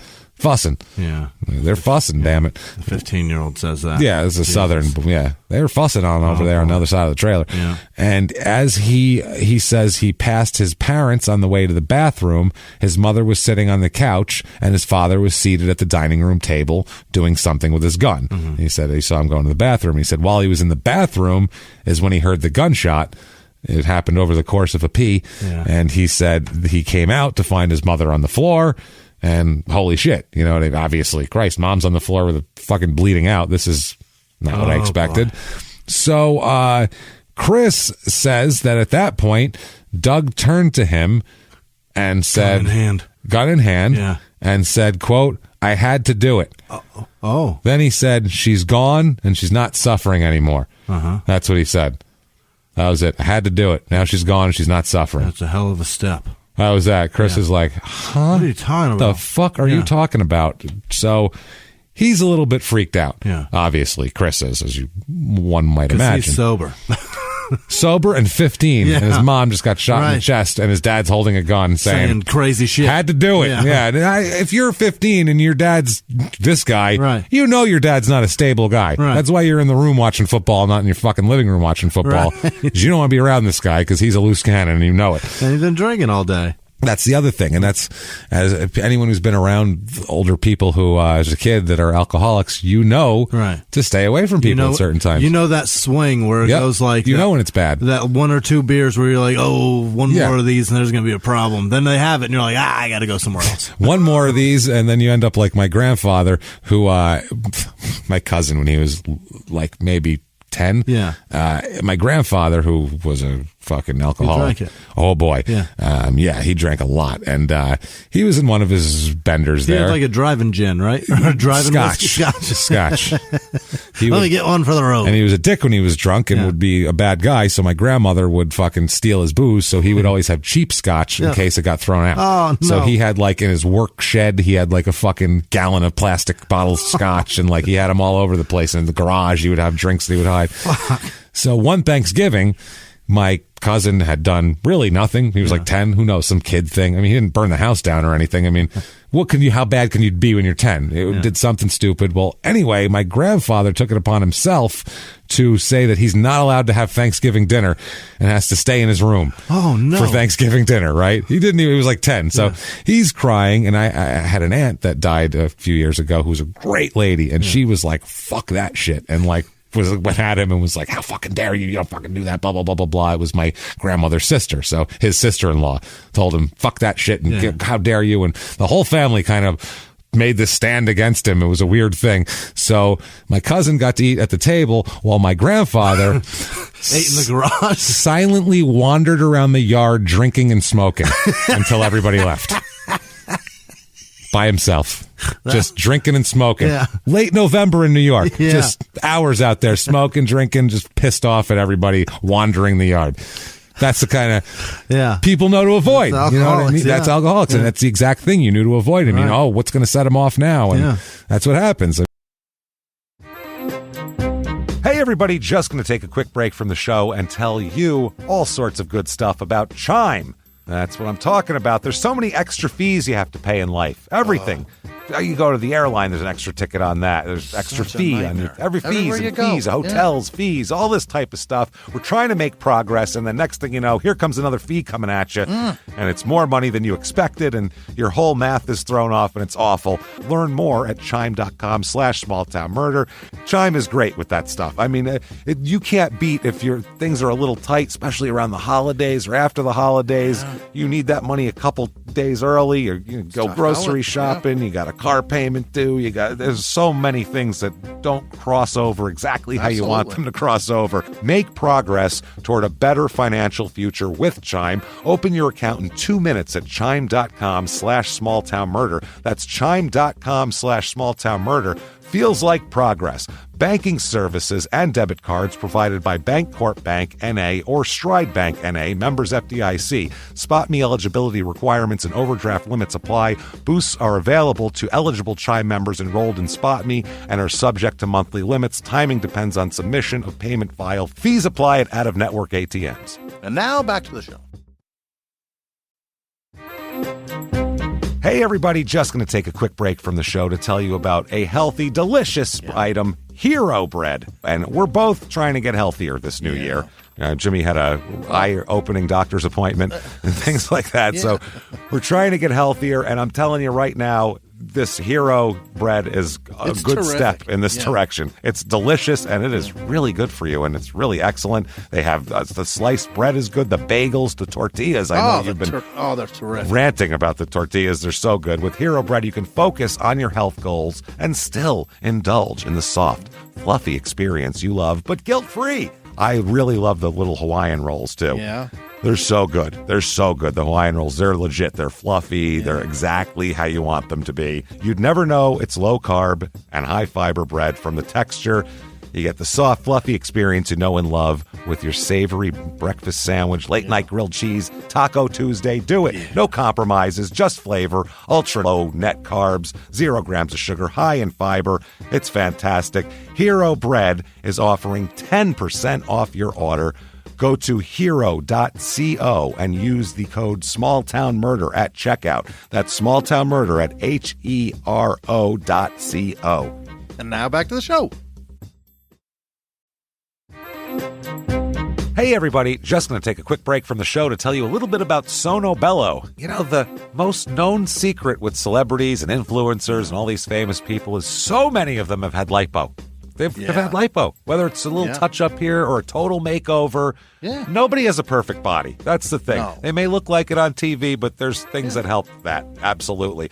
Lipo now has changed, and Sono Bello's been at the forefront with using LAL technology and getting those beautiful and natural outcomes for each person. Looking real natural. Our friends at Sono Bello are offering their best deal. You're now included in their winter savings event, but appointments are limited, so please get on this. Sono Bello doctors are masters in micro laser fat removal, a brilliant technique that removes stubborn fat permanently wherever your problem areas are. Tummy, love handles, thighs, arms, it's gone in one comfortable visit. Eating healthy and workouts are great. Keep doing that, but if you want to lose that stubborn fat in one visit, check out Sono Bello. Save big during their winter savings event. Schedule your free consultation now at sonobello.com/smalltownmurder. That's SONOBELLO.com/smalltownmurder. Now back to the show. I mean, shit. So Chris at this point says that Doug now, after he said I had to do it, had to kill your, which is not what you want to hear. No. He wanted to hear, oh my God, it went off. It was an accident. I was cleaning it. That's what you want to hear. You don't want to hear, at least she's not suffering. That's not right. So at this point, Doug tells his son to get into the truck. Mm-hmm. Come on. Yeah. Get in the truck. Where are we going, Dad? Gerald Boisfort's. Why? Well, he's not going to help. He's not going to help, but fuck while I'm shooting people. Yeah. So on the way, Doug tells his son, I'm going to kill Gerald when we get there, by the way. Mom's already dead, so, I'm going to kill Gerald. And literally at a stop sign, he would start loading the gun, keep loading it, and, get the gun all loaded on the way. Now, when they arrive at Gerald's house, obviously, when this guy pulls in the yard, if you're Gerald, you're taking a step back. Yeah. You should be, if you have half a fucking brain in your head. Anybody's wife you're banging, don't probably avoid them, because stay away from them. He probably is not going to be happy with you at any point. And then when they invite you to their house for a fight that you didn't know was coming, you thought you were coming over for a reconciliation barbecue, and this guy jumps out from behind a bush and starts beating the shit out of you. Like, surprise fight invitations are no fun. Yeah, you were. Anytime you hear Doug's name, your head's on a swivel. Right. Oh shit, where is he? Like, this dude's after me, man. Fuck that. So. They pull into the yard. They pull into the driveway, which I assume is the yard. Yeah. As I saw for many of the houses in this town. He pulled into the 2 ruts. He pulled into the ruts. And that one in the real estate report has circular ruts. It's hilarious, dude. It's so funny. That's why live shows are great. The horseshoe driveway? Yeah. It's they made a circular driveway in the yard because they have no driveway. The old horseshoe ruts. We're making a horseshoe so it's classy. Right? All right. Yeah. If you drag your truck through that front yard a couple of times and get them good and deep. It's good and deep. Yeah, this is why live shows are great, because you can see this and go, holy shit. So they pull up. Gerald Boisfort is standing in his front yard with another man, and this other man's 2 children. Shirtless. So I was just going to say, I would bet $1,000 that he has no shirt on, probably flip-flops. It's me. It's, but jeans for some reason. Jeans and flip-flops and no shirt. I usually rock the cut-off sweatpants. Yeah. No shirt when I'm pulling weeds. That's my son is my son. Yesterday got kicked out of virtual class for the corona disease because they're out of school. Yeah. They do like virtual things. My son got kicked out of the virtual chat because he was not wearing a shirt. That's hilarious. That's a Whisman kid. Did he put the beer down? He burped and didn't have a shirt on. They're like, that's enough of Whisman today. He just scratched his ass and picked his balls. Can't be having that. Unbelievable. So, yeah, I assume there's maybe one shirt between the 4 people staring at. It's probably one of the two kids, I'm assuming, has the shirt on. It's the girl. Let's be realistic. Girl. She's got a shirt. No one else has a shirt on. No one. Shirt. You need a shirt for. Oh, and then I got the news that he got kicked out from the email of his teacher. It's her private email because she doesn't have access to the school. Yeah. Her email is godsgirl.@g. Don't give her email out. But yeah. It's that. It's something with that in it. Of that formation. Yeah. Godsgirl 89. Yeah. Whatever number combination. Hilarious. That's perfect. Awesome. His teacher's fucking religious and my kid's nipples are in class. Well, not only religious, she's claiming to have a pretty tight relationship. It's God's girl with the Savior himself, which is, I think, at that point, it's a pretty heavy claim you're making. I don't know if I trust this lady. I don't think my boy's getting in. I think she's a liar, Jimmy. I'd take my kid out of that class immediately.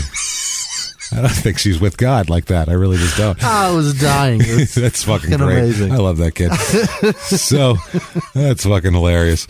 So, Jesus Christ, he pulls up, and like I said, Boycefort's in the yard, and you have to be like, oh, shit, here we go. And he probably told the guy with him, either stay here, stick around, or get your kids the fuck out of here. Hey, let's hide behind these kids. Yeah, hey, shit.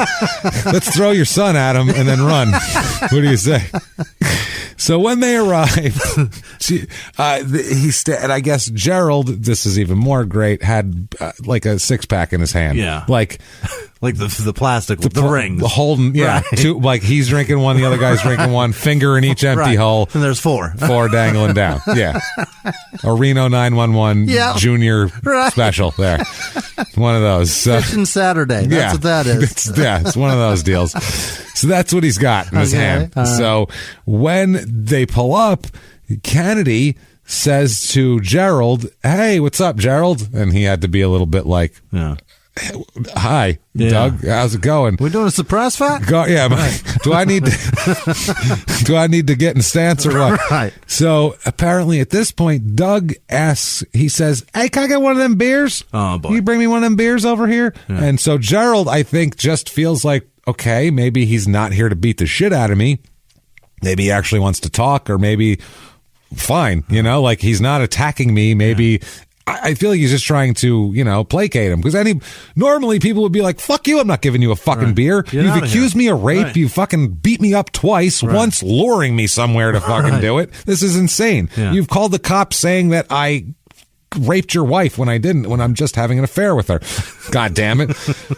We're not buddies. Please get the hell off of my property. Thank you. Goodbye. Or whatever, my landlord's property that I pay $125 a month for. I'm not sure how this is working out.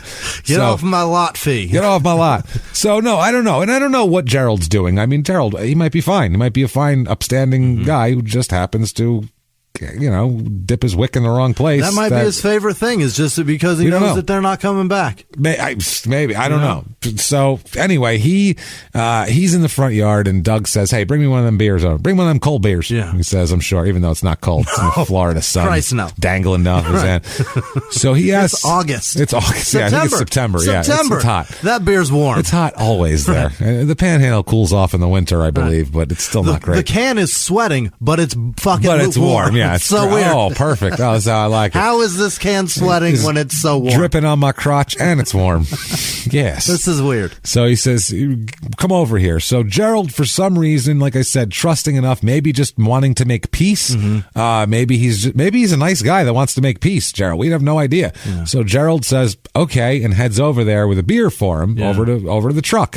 So as he approaches the truck, Doug, instead of reaching out for the beer, pulls out his gun and fires it, hitting Kennedy in the head several times. Holy shit, in front of the kids. In front of his kid, who is next to him in the car. I mean, his kid is a foot away from him in the cab of the truck, and he's fucking bucking shots. There's 2 other kids in the yard in the direction he's firing in, by the way, along with another innocent bystander who has nothing to do with him. And this guy's just bucking shots off willy-nilly after at least 14 beers. This is horrific. So, he fires him, hits him in the head several times. Must have been a good shot. And then after that, gets out of the truck. After, he falls down there. Gerald falls down. Doug gets out of the truck, fucking reloads his gun up. Oh, my word. For what? I'm not finished. He's going to shoot him again? Several times in the head so far. This guy Gerald has had his day the here. The gun's empty and the dude's dead. That's it. He emptied his 38 on him, and then he loads it back up again, stands over him, and shoots him again a couple more times, just to make sure, pumps him a couple more into him. Overall, Boisford was shot 7 times, mostly in the head. With a 38. I mean, you don't need much. There's nothing. It's Swiss cheese at that point. There's no brain left. Right. He just pumping shots into his brain. That's absolutely insane here. There was the other guy there was Russell Dunaway. Yeah. He was the guy with his... Who will never be the same. I would say not, after he probably tackled his kids to the ground, I would think, or picked them up and ran like hell. I don't know what He's still out of breath today. What do you even do there? Yeah. Do you cover them or run? No. I don't even know what to do. You keep running until there's no more land. That's what I mean. How do you even get away? Like, bullets fly, maybe we get down, but then what if he comes over here and starts wanting to kill all of us? Who knows? No witnesses.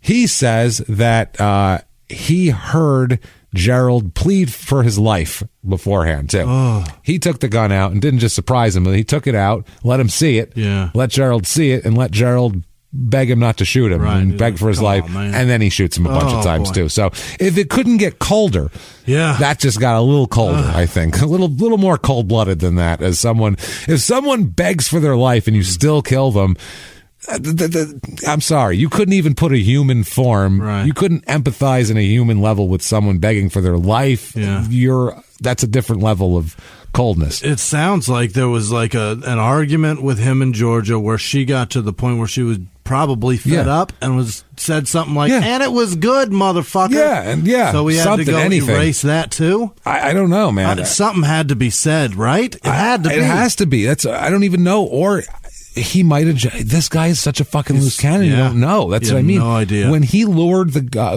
Gerald over and beat him up, there was nothing, and nothing predicated it. It wasn't like it wasn't an effect of a cause. It was just like sitting around one day, and he was like, "Fucking Gerald, I'm gonna kick his ass. It's time to fight. Call him up." It was like had nothing. It wasn't like the night before he made him mad because he was out with Georgia or some shit like that. It's really, really weird shit here. This whole thing is really weird. And the pleading for their life thing is just, I've heard of multiple very, very terrible, like legendary serial killers who've killed 30 people, 20 people, viciously carving people up and assaulting women and doing all this shit, letting people go because of that, because they beg for their life, and they're sick as they fucking come. But even they humanize them enough to go, oh God, this guy's got this woman said, I can't remember who it was, but a woman got away saying, my dad has cancer and I take care of him, and then the killer said, my brother had cancer and died, and that's terrible, and get out of here, go take care of your dad. Wow. She made it up, but it worked. But I mean, her dad died of cancer later, and she felt like a piece of shit. Damn it, shit. Well, you know what, Dad? At least I didn't get raped and murdered, so it's worth it. Isn't this worth me not getting raped and murdered? Over his hospital bed. Even with the ventilator. It is. You're right, it is. Right. This is so much better. Beep. I feel good about this. I feel good. Let's get lunch. Thanks, Dad. Thanks, Dad. So, to not give a shit or have any human empathy for someone who's begging for their life is a different level of coldness here. So, he shoots him a bunch, gets back in his truck. Gets back in the truck. I don't know where the other people ran away. Looks over to his son and he must be shell-shocked as shit. Pushed against the passenger door for sure. With a jaw on the floor. What's going on? Because you have to imagine, his mother just died 10 minutes ago in his house. He watched it. He watched his mother bleeding out and didn't get a chance to anything except get in the car. We're going to kill Gerald now. Like, holy shit, this poor kid. Pushed against the truck door going, how does this movie end? Well, it ends here with, it doesn't end. It continues with Doug getting in, pulling out of the driveway. Got to get the fuck out of here, obviously. There's going to be cops everywhere. There's going to be cops, I'm sure. Literally hands the gun to Chris and says, reload that for me. Oh, boy. We're going somewhere else. Oh, where are we going, Dad? We got more scores to settle. Oh, my God, he's got the list. We got scores to settle, Sid. Holy shit. Load it up. Yeah. Get to loading, mister. Oh, boy. So this kid's like, okay. Because at this point, if I'm this guy's son, I'm doing anything he fucking says. My. I am going to be on his side at least till this little run is over with, because I don't want him killing me. He's clearly capable of anything. If I say no, who's to say he won't go? Fine, I'll do it myself and then shoot me. I don't know. I'll reload. I'm doing it if I'm Chris. So Chris does. Here he says, reload the gun. Chris says, no. Yeah. He does. He says, I'm not reloading the gun. Yeah. I'm not doing it. So, okay. Kennedy, then Doug drives over to where Steve Russ lives. Remember Steve Russ? The other guy. Steve Russ is the guy who got in a fight in front of his bar and have had some beef with him. He's never slept with his wife. Didn't rape his wife ever, I don't think, or at least even accused of it. Going over to his house. And take care of some business. Some bitch fought in front of my bar. How dare you? Yeah. I missed him when I shot the first time. So during the trip, Doug tells him, look, we're going over to Steve Russ's house. I'm going to fucking kill him too for the shit he caused down at the bar. What? This is literally the reason he gives his kid. He's a little annoying at the bar. He's banned. I'm going to go to his house and murder him because he annoyed me. He's out of his mind at this point. There's like, did one, might as well do 2, 3. Fuck it. Who am I mad at? The point is, there's no solution here to this. Nope. This is just, now it's all fucked. Now it's fucked, yeah. Oh, boy. He's just going. Now he pulls up to the house. He pulls up to Russ's house. Russ is also outside. Yeah. And he tries the same ploy. He goes, beers? Got a beer? Yeah. Why don't you bring me a beer? He's trying to lure him over to the truck. Russ didn't have any beer. He's like, I don't have any. And if he did, he was probably like, I'm staying away from you. There's gunplay involved with you. You're crazy. So he asked for a beer, and he said he didn't have any. So Doug gets out of the truck and just at once pulls his gun out and starts shooting at Russ. Russ goes, holy shit. He was standing in his front doorway. He runs back in his house. Away from the bullets. Doug chases after him through the open doorway, bucking shots through the house at him. Oh, my God. It's a chase now. It's a goddamn chase. So he's shooting him, running through the thing. He flees through the house. Doug chases after him, shooting again, missing again. Russ ends up busting out the back door through there and is able to escape with Doug chasing out behind him, shooting him as he's fucking running through people's yards down the street. Yeah. Just fucking shots off like they don't travel places and hit other things besides what you want them to hit. So does he run out of ammo eventually? Guy turns a corner and he can't find him anymore. So now he's on foot in a neighborhood. You're never going to get him. So Doug's like, well, I guess that's that then. So whatever. So he gets back in the truck with Chris. Chris is still in the truck. Yeah. Shell shocked again. Oh boy. So as they return home, though, what he doesn't realize is that a police car has been following at a pretty healthy distance behind him. They had heard what happened at the first house and then heard about more gunshots. And then he's there. They assume it's him and they're following him at no guns in that county. At a safe distance. Let's just wait until he runs out. Let's wait until he stops, basically, not until he's actively shooting, maybe is what it was. So, they do that. They drive home. He just drives home with Chris. Not even we're escaping now. He's like, well, go home now. I guess the game's on. I'm like, fuck it. Dinner's almost ready. What the hell? Weird as shit. So they go home. As they get home, he sees that the police are coming, and Doug puts the gun and the bullets under the truck seat because they'll never look there. I'm gonna hide these. And never search my truck now. He doesn't watch Cops or Live PD. Not at all. It's like they never look under the seat. God, search my truck. Come on now. So before doing that, though, as he's putting the bullets and gun down there, he tells Chris. He tells him. Jesus, I'm spending too much time talking about Panhandle, Florida. He tells Chris that he knows he's going to prison. He goes, "Look, I know I'm going to prison, so I'm going to hide this gun, and so for whatever that's worth." So, Jesus Christ, man, they go home. I forgot to say this. There's another part to this. That's when they get home. Before they get home, that was the second time they got home. Yeah. They went home the first time after all the shootings and realized they didn't have a key. Oh. They didn't have a key. So they had to go down to Parsons? They had to go to where... What's it called? Penders. Penders. They had to go to the store, maybe Penders, not sure, where Angela, the daughter, works to get her key to get back in. So they go there, and then... Once they go there, that's when the police car spots them in town and follows them at a safe distance back, and he stuffs everything under his truck. I pray to Christ it was Penders. I wish it was Penders. I hope so. Just because it's the house key. It's amazing. Yeah. I don't have the house key. Do you have? I think they have one. They have it. It's at Penders. I'm telling you, man. It's one of them big old timey keys. It doesn't look like it'll fit. It's a skeleton key. It'll fit. Yeah, it's gonna fit. So the cause of death for Georgia is a single bullet directly to the heart. Perfect. I mean, just couldn't have been more of a perfect deal there, causing internal bleeding and a very quick death, they said, for her. Didn't take very long. Now, Boisfort, they said, died slowly from 7 shots, which caused internal bleeding in his brain over the course of many minutes, they said. Oh, no. So it took up to like 10 minutes for him to die there, which it's true. It's getting shot in the head doesn't necessarily mean... It doesn't guarantee it. It doesn't, and it's sad when you hear about people who... I know someone who killed himself, and it did not come quickly or easily. I know a guy that tried, and it did nothing but clean his eyes out. Yeah, I remember you telling me about that. Oh, boy. He succeeded, but it took a while, and it must have been awful, and it's horrible. So, anyway, this obviously he's arrested for this. Clearly, they asked, "What happened?" Dad's shooting everybody. That's what happened. Holy crap! Everybody without a gun, Dad's shooting. He's just shooting at him. You armed? I hope so, because he's going to shoot at you otherwise. So they go to court, and the claims of he says 14 to 26 beers, and he's going to really rest his hat on that to try to say that he was so out of it, he had no idea what was going on, no control over his actions, and all of that. Except the only evidence of his beer consumption is his word. Right. Nobody watched him drink 26 beers. Right. Maybe Georgia did, but she's not talking. So even if he drank 26 beers, if he can function enough to drive a car, thank you. You are fucking damn sure culpable for your behavior and able to hit a man in the head with a bullet. Your hand's pretty steady, I think. Yeah. So. And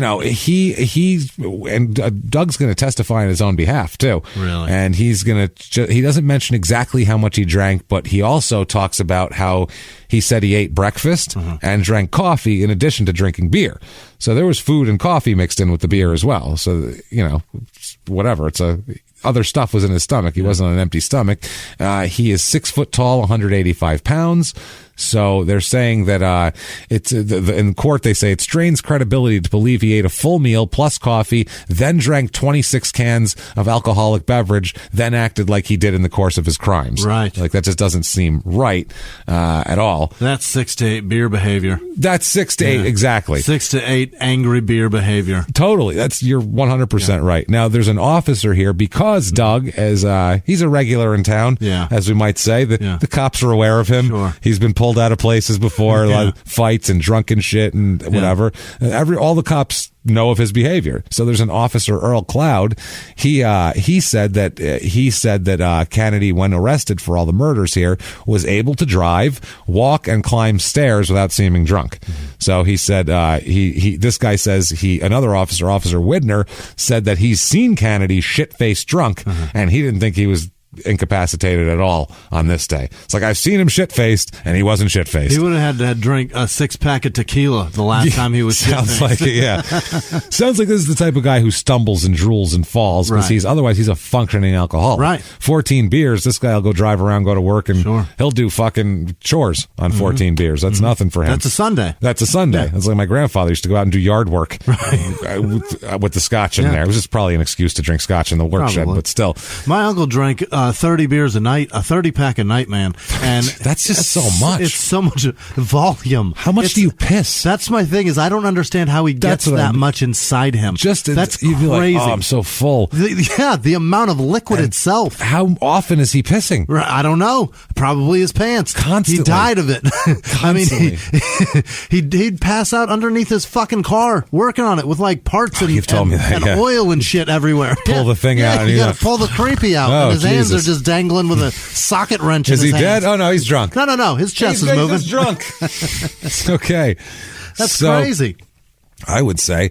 Now, they talked to Steve Russ, who's a live, potential victim. By the grace of Christ. Jesus. He's quick and agile, I guess. Is good for him. He's as Baptist as it comes today. Oh, he is. Absolutely. He is so Baptist. Oh, Jesus. He is. He's God's guy, is his email. Leading the choir. Leading the choir. God's guy at gmail.com. I've got good news. I've got great good news.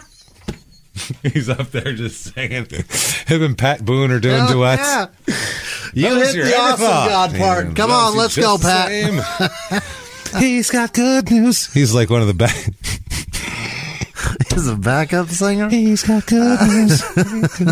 I am godsguy.com. Oh, man. So, Steve Russ, he says that he identifies himself as a drinking buddy of Doug's. Okay. He didn't even have beef with Doug. No. Doug literally was like, he pissed me off too. Like, he was getting into like, who can I shoot now? Right. Not even like I have this overwhelming desire to kill this person and all these people. It was, who can I shoot now? Well, he made me mad. Sure. It's his place is on the way home. Might as well stop by and buck a couple shots at him. Now, he said that he's drank with Kennedy more times than he can count. Yeah. So he's a very good judge of how drunk he is. Okay. You know your friends where they are. Yeah. You know what I mean? He says on that, quote, on a sobriety scale of 0 to 10, 0 being sober and 10 being staggering drunk, Kennedy was about a 5 or 6 that day. Okay. So he's sauced up to the point. 68 pissed off. He's moving. That's what it sounds like. That's what I'm saying. Yeah. So he's saying his whole thing is my ankle slipped. It was a total accident. And, same when I was in the truck. Well, that's a different story. But his wife, his claims are this. My wife was an accident. I don't even remember shooting Gerald. Don't even remember. I was had 26 beers. Blacked out drunk. I remember shooting my wife, but that was a total accident. I slipped. He actually talks about a floorboard might have been loose at one point. It's a fucking double wide trailer. Yeah. What floorboard do you have? Your particle board was the linoleum was fucking corner of the linoleum was sticking up. What's going on here? So Dave Willens, who's a firearms expert, he testifies to about his .38 caliber Smith & Wesson that Doug had here, and he said after testing the gun, he concluded that it could not have possibly fired by accident. It's in perfectly functional condition. Yeah. There's no doesn't have a weird mechanism that's off or anything. Yeah. It's perfectly fine. Now, his defense, like I said, is accident on the wife and insanity to the killing of Boyceford. I was so drunk, I was crazy. What are the two ways to get out of this? Accident and insanity? Those are them. That's me. Did it both times. Yep. I was just a poof. Sounds like my afternoon. Ever have a bad day? This is what it is sometimes. A bad day, and sometimes you bring your 15-year-old. You bring your sophomore with you to take it all in. It's a murder day. Jesus, let's take your son to work day. Bring your sophomore to murder day. Bring your sophomore to murder day, everybody. Come on down. You gotta prep him for Might the as well. work. They can't go to school now, so if you're going to murder, bring your sophomore with you now. Get him some life experience. Run him along. Christ. So that's his deal here. During trial, he's allowed to produce evidence that they let him produce evidence. They let him use the defense that he would have went to Gerald's house because he was upset about the alleged rape. Okay. So they basically make it so if they'll give him that to do, but he has to prove that his wife was raped then. Well, prove why you did. Because if this guy really did rape his wife and she was despondent for months and all that, then this would be another story. We'd be looking at a manslaughter, or there'd be a lot of sympathy with the jury. Yeah. A lot of sympathy. Even if you had 2 months to think about it, the sympathy of the jury is you could, as a defense attorney, you can go up and say, what if somebody raped your wife to a guy? And he'd go, I'd fucking kill him. Yeah. So, or I'd want to kill him at least. I get it. I can understand. I understand. I may not do it, but I can damn sure understand. I understand. It's like Chris Rock with OJ. Yeah.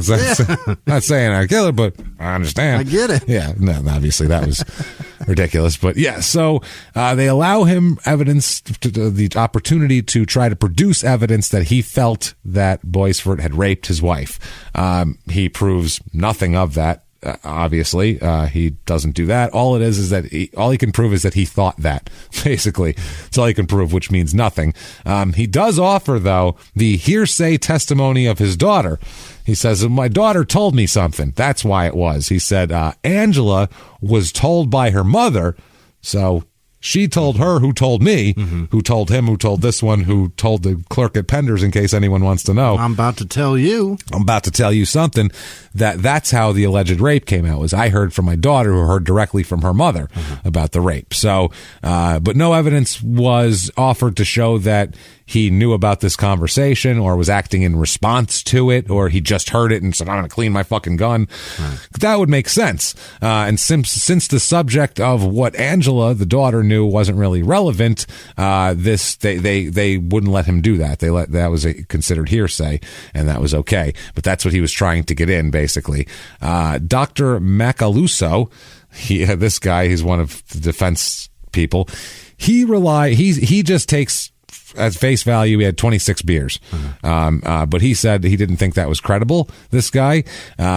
But and the court didn't find him credible because the judge said that one of the jurors later said they found his testimony evasive. Yeah. This doctor included the assertion that basically what he says is, look, this guy had 26 beers. His assertion is that, quote, intoxication destroys mental intent without impeding physical performance.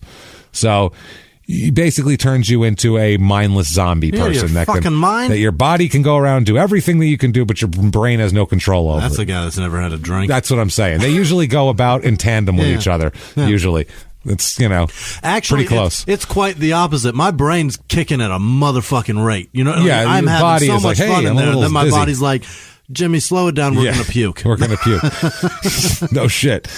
He says, this doctor, he says that a motorist who drinks and drive is impaired because he's showing bad judgment. But if his blood alcohol level is below, at the time was the legal limit, 0.10, by the way, used to be the legal limit, he is not presumed to be physically impaired. So that's what he's saying. So he's showing bad judgment to drive, even though he's not impaired. What he's saying makes no fucking sense. None. He says... He said that Doug could divest himself of criminal intent without impairing motor skills or such non-criminal intent as going to a particular location, going to Angela's store to retrieve her key, or refusing to speak to the police, or hiding the gun under the seat, and all this shit. Basically, he could not have intent to do it, but his body could be going through the motions of all this stuff. Okay. Perfectly fine without his brain being attached to it. This is unbelievable. He was if he was stolen by pod people, this is what ends up happening. I mean, here. I've seen it, but I've also seen it where they're so drunk and they're going to the bathroom, like they're walking towards the bathroom in their head, but they're actually walking towards their child's room, and then they piss in the toy box instead of the toilet. That's what happens. I know a guy used to piss on his curtains all the time, and his wife used to yell at him for it. This guy's acting like you get drunk and blackout, and then you go right to the bathroom and piss in the toilet. That's not how that works. No, that's the thing. You think that's where you are. You in your brain. Right. Yeah, he could have went to a preschool and shot, indiscriminate amount of children, and just been like, I got Russ 13 times. A fucking Mickey Mouse stuffed animal, and thought, he said, I shot that Gerald son bitch a whole lot of times. Actually, you didn't. That would make sense. You got Mickey, and now Minnie is lonely. Yeah. Also here, the two other doctors said that they thought Doug was sane and competent during these murders, the state doctors. Mm-hmm. His doctor, the Macaluso guy, also says that Doug's brain has a atrophy. There's a ton of atrophy in his brain, so he's just fucked up. He's like a wrestler who's been hit with too many chair shots. He just doesn't know what he's doing. Although the other doctors gave him CAT scans and an EEG, and they're all perfectly normal. So he just pulled the atrophy out of his astrophy. He just fucking made it up. Apparently, I don't know how you can tell brain atrophy when all of the ways they tell that say that he doesn't have brain atrophy. Exactly. So he just said he did. The defense calls lots of witnesses, and they all have a certain reason why. I'll run them down quick. They recall a deputy to testify, Deputy Baggett, to testify that Kennedy was a drinker. Uh-huh. So in case that needed to be established, they call Billy Blizzard. Oh boy, who is that? He sounds like he was married to Joe Exotic. He sounds like he's Joe Exotic's third husband. I think after the one guy killed himself, they were just like, you know what? Fuck it, we'll get Billy Blizzard in here. The heir apparent to the Tiger Empire here, Billy Blizzard. Is his middle name Chillin' Grill? That's what I mean. This is awesome. I so wish this was Crime and Sports because he would be a character. Billy Blizzard would so be a character. Kudos to his parents for torturing his full fucking life. William Blizzard. Perfect. No one can say anything bad about that. So Billy Blizzard is a cellmate of Doug's after his arrest. Of course he is. Yeah, he's Billy Blizzard's in jail. That guy didn't keep it together? Nope. Shocking, isn't it?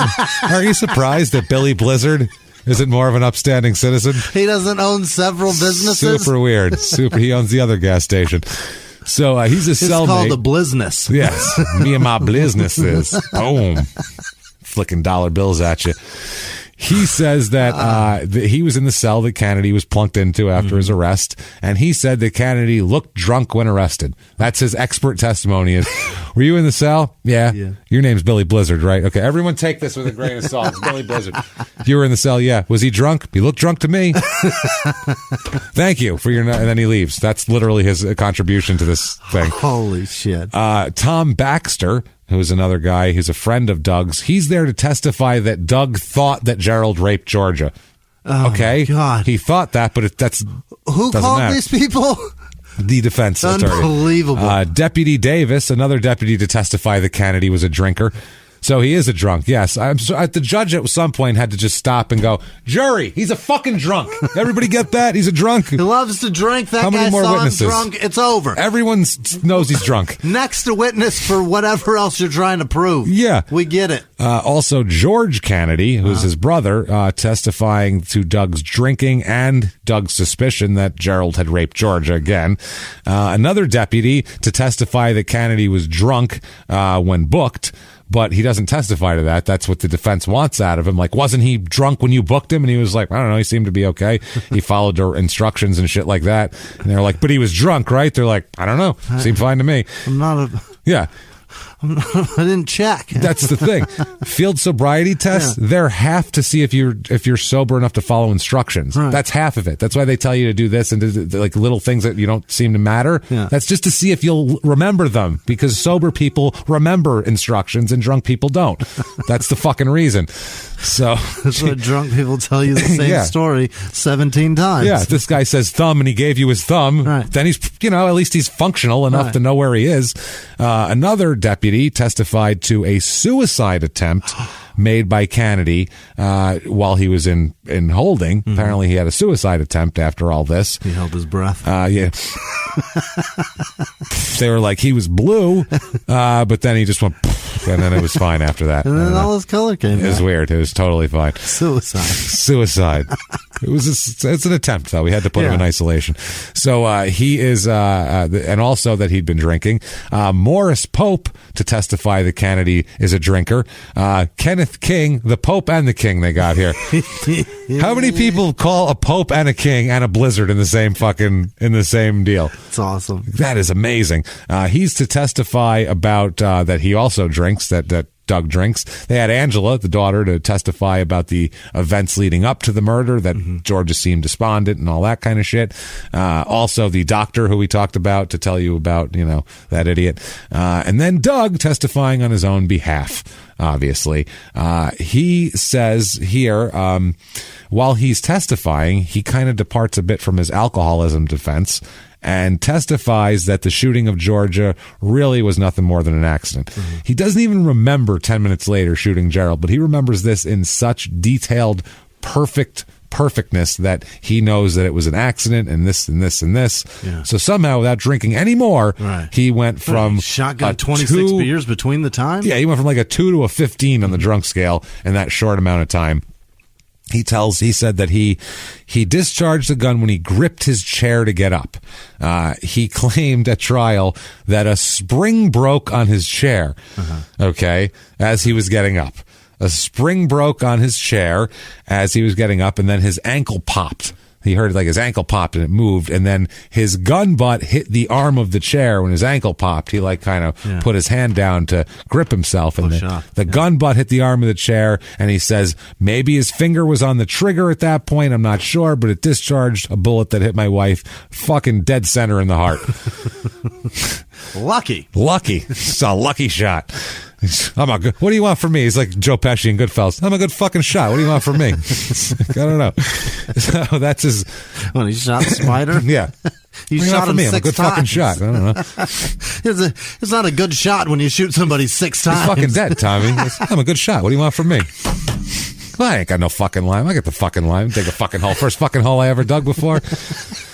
So that's a great line, considering how many times. Well, he said he's dead. He goes, I'm a good fucking shot. What do you want from me? I didn't hit him in the arm or anything. You hit him center mass 6 times. That's not a good shot. That's with a 45.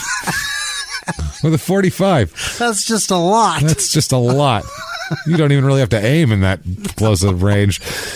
So he then also testifies that once his wife was shot, that he said his son Chris came into the room, and he said this is amazing, he comforted Chris, telling Chris that his mom's suffering was over now and it's going to be okay. That's real comforting. Right. Not comforting. Shot mom dead. She's feeling better now, son. Don't you feel good? No. My mom's dead. What about that part where is he not even acknowledging he said I had to do it? He's saying that was to comfort Chris. That was just to comfort Chris. Like she's better now. Now she's out of her misery type of thing. Like she's a deer who got hit by a car. Right. So, he testifies. He gives no explanation of killing Boisford at all. They ask him, so then you got in the car and you went over to Gerald's house, and he went, I don't know. Yeah. I don't know. I mean, ask Chris. He would know. I'm not sure. He said, so you shot him this many times? Not sure. Yeah. They explained. You stood over him, shot him more. You shot in the direction of children while you were discharging the fucking firearm, and he goes, doesn't ring a bell. Doesn't sound like me. Doesn't sound like something I would do. I mean, I'm much safer with weapons than that. I don't think so, really. I don't really. No, I don't want to do that now that I'm thinking about it. So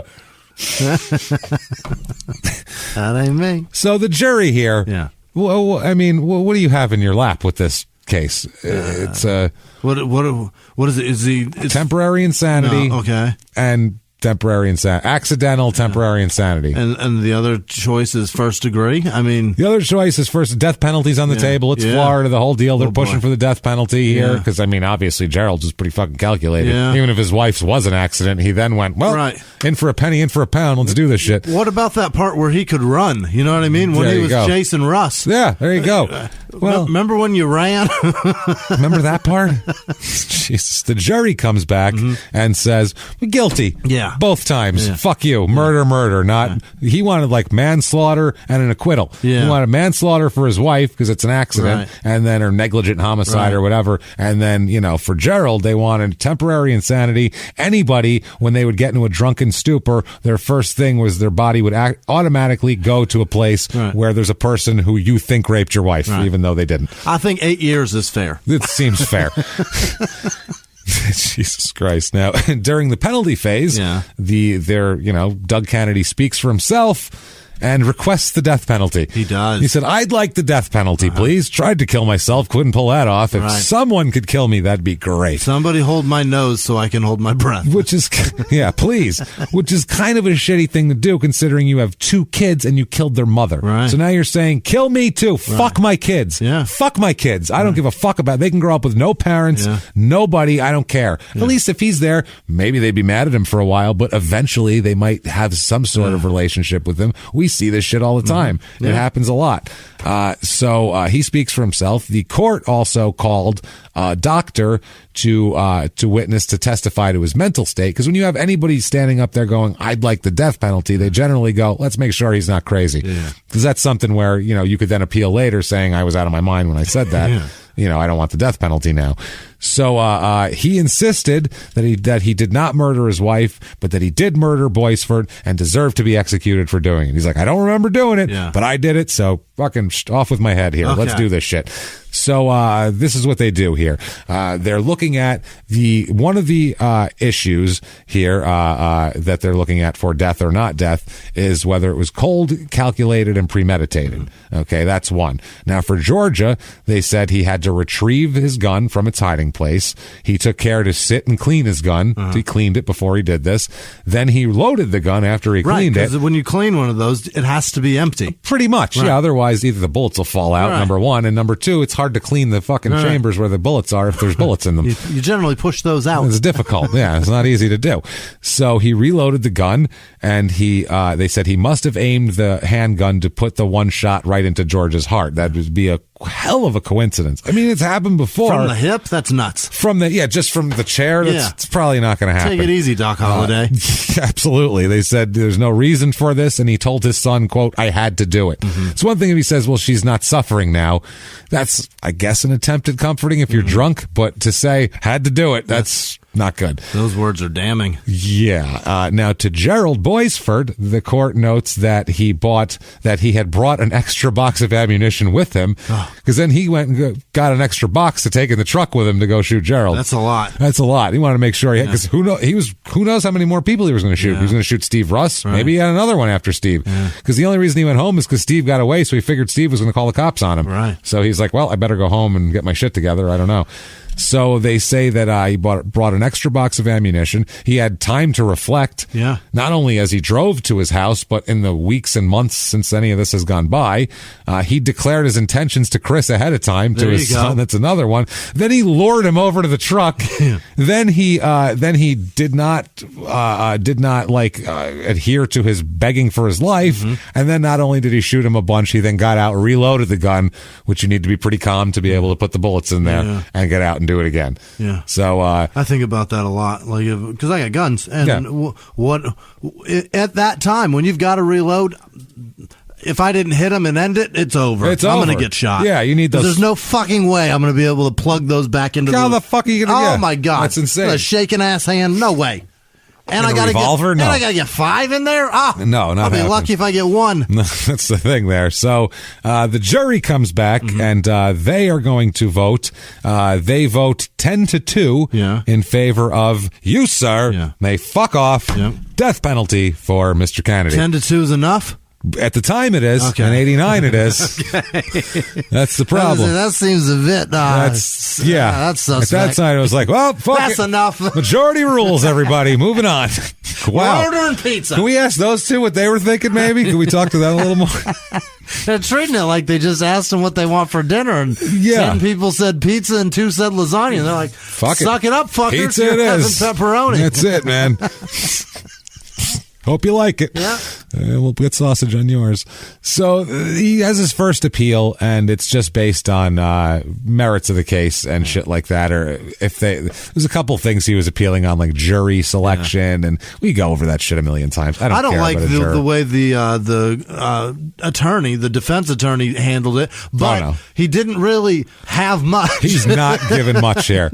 And this guy's, I mean, the actual person, the defendant, is the one who's driving the defense. If the lawyer says this is how we're going to mount the defense, and the defendant says no, you're not. This is my defense. You got to go with that. Right. It's like you can't go against it. He makes it real hard to like him too.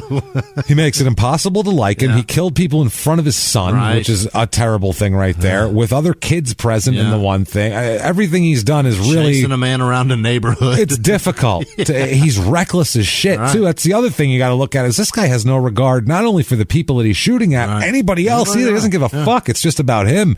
So finally though, so the one appeal gets denied. He gets another appeal in 1993 here, and in this one the justices find that the trial court was wrong to find that the murder of Georgia Kennedy was heinous, atrocious, or cruel as an aggravating factor used for the death penalty.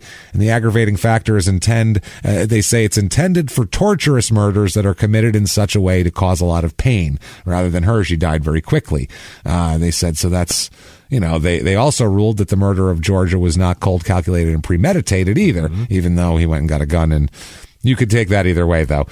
Those two aggravating factors overturned for that death sentence. They overturn it and put a life sentence because he has 2 death sentences for both murders. So he's got a life and a deth. He's got a life and a death, so he's just in case. Yeah. He's holding a spare here. Spare tire in the back pocket. So now they vacate the death sentence for Gerald Boisfort's murder as well. What? And order another sentencing hearing. It rejected the aggravating factors as it did for Georgia, and the justices said her murder could be considered a prior violent felony conviction, and that could be used to justify the death penalty for the Boisfort thing. They're trying to do it that way. Got to redo it. Yeah. Turns out though, anyway, it doesn't matter. They concurred that all 6 justices are up for getting rid of the death penalty for him and having a resentence. And on the resentencing, it has to be, the Supreme Court passed a law in between the time he was convicted of death and 93 that says that it has to be unanimous. Yeah. So that is also on the table. So he ends up being sentenced to life without parole on the resentence. On everything. 2 life sentences without parole. Okay. And then there's like a firearms charge that he's got some bullshit too. For, who the fuck knows. So he ends up going to prison in Florida, and he sits there from 1989 all the way up until December 12th, 2019 just happened when he died. Oh, damn it. He just died. I guess that's life. He up and croaked on you. He's almost 80. Yeah. He's fucking an alcoholic who's almost 80. He lasted. So he lasted it out. My uncle got to like 54. That's most people do. My grandfather didn't last very long. This guy I guess he stopped, though. Yeah. He went to jail. Even if he's drinking prison wine, he's not drinking enough of it to get himself. My uncle stopped, too. Yeah, he stopped. One of the cases I was looking at for this particular day that maybe would have done in place of this had a guy in prison said he drank 3 gallons of rubbing alcohol in prison. What? Like in a sitting. In a sitting? On like a Saturday afternoon? Fuck do you do that? Yeah. Oh, that's almost so did that much. case just for that. just for us to talk about rubbing alcohol and how much of it you could possibly stand to drink. That man's piss was flammable. Oh, you know it. Had to be. So he's dead. Yeah. Doug Kennedy's dead. That's good news. Hopefully Angela and Chris have I don't know, gotten some this kind of life. I don't know. So what kind of? That's just scary, Who took man. care of them? I don't know. I hope the family stepped up. The government likely was just like, listen, you're 18, go do it. Well, you're 18, yeah. The 15-year-old had to go somewhere. I mean, I hope the kids stuck together, and I hope that I hope she runs the bar and he runs the gas station. That would be fucking amazing. That'd be beautiful. I hope they were able to like move on past this. And your mom dead and your dad being sent away forever. Just the stigma of that. I hope they moved away from this fucking area, went somewhere better or different or bigger, and just started new lives and changed their names and forgot that this ever happened. Portland and harvest weed. It's great. You know That'd what? Be amazing. That's a good life for anybody, really. That's what I hope. I hope they got into the weed market at like the bottom floor. That would be awesome. Right when it came through. Like fucking they were already doing it. Yeah. So so he's dead. Everybody's dead except for the kids. And there we go. Success, kids. One moment in just a moment here we'll be doing the prisoner dating game. Yeah. But if you like that, please get on Apple Podcasts, the purple icon there. Give us 5 stars. Doesn't matter what you say. Say you're following instructions, following directions. Do all of that stuff. We'll get this house cleaning stuff here. Then we'll do the prisoner dating game.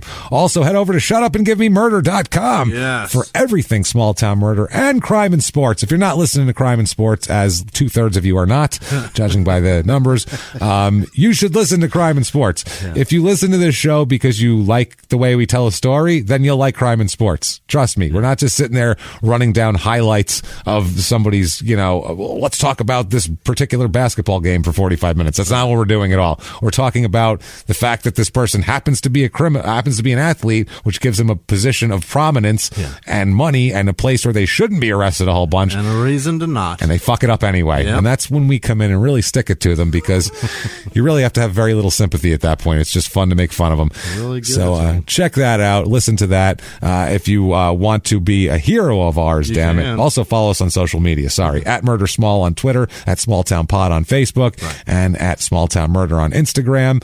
If you want to be a hero of ours and be one of our donors, you can do that. We have a long list of producers at the end of the show. You can check that out. But if you want to be one of those people, very easy to do over at patreon.com/crimeandsports, or head over to PayPal. Use our email address, crimeandsports@gmail.com. Anybody over $5 on Patreon is going to get a lot of content coming up pretty soon. And it's including tomorrow on Friday, we'll be releasing a bonus episode of us talking about the Tiger King documentary. And it's pretty crazy because a lot of you have sent us that and wanted our opinion on it. We're happy to give it. So we'll give it in bonus form. Please check that out. We're going to have a lot of fun with that shit. Trust me. Do all of that. Also, Stevie live stream. We're going to be watching Stevie live streaming it. Just me and Jimmy together. We're going to be doing this and drinking and smoking and partying and having a good time and laughing our asses off at Stevie. That'll be Friday night, this Friday, the 27th, did we say? Yes. Friday night, the 27th at 6 p.m. Pacific, 9 p.m. Eastern. Right. We'll be on Instagram. We're at Small Town Murder on Instagram and other places. Follow the social media. You'll see links to wherever you need to go. There will be one shirt between us. And, oh, yeah, you know that.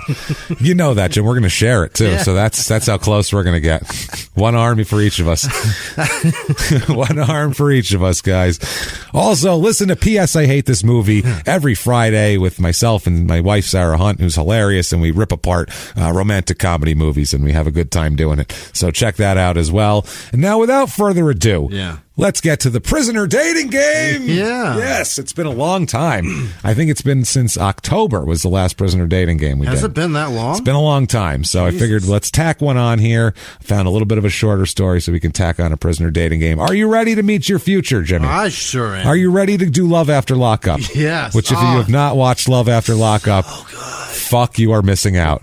And this is how Love After Lockup starts. Oh, boy. If you don't know what Love After Lockup is, it's a show where people find prisoners and like this this way, and they write to them and they become engaged to them, basically.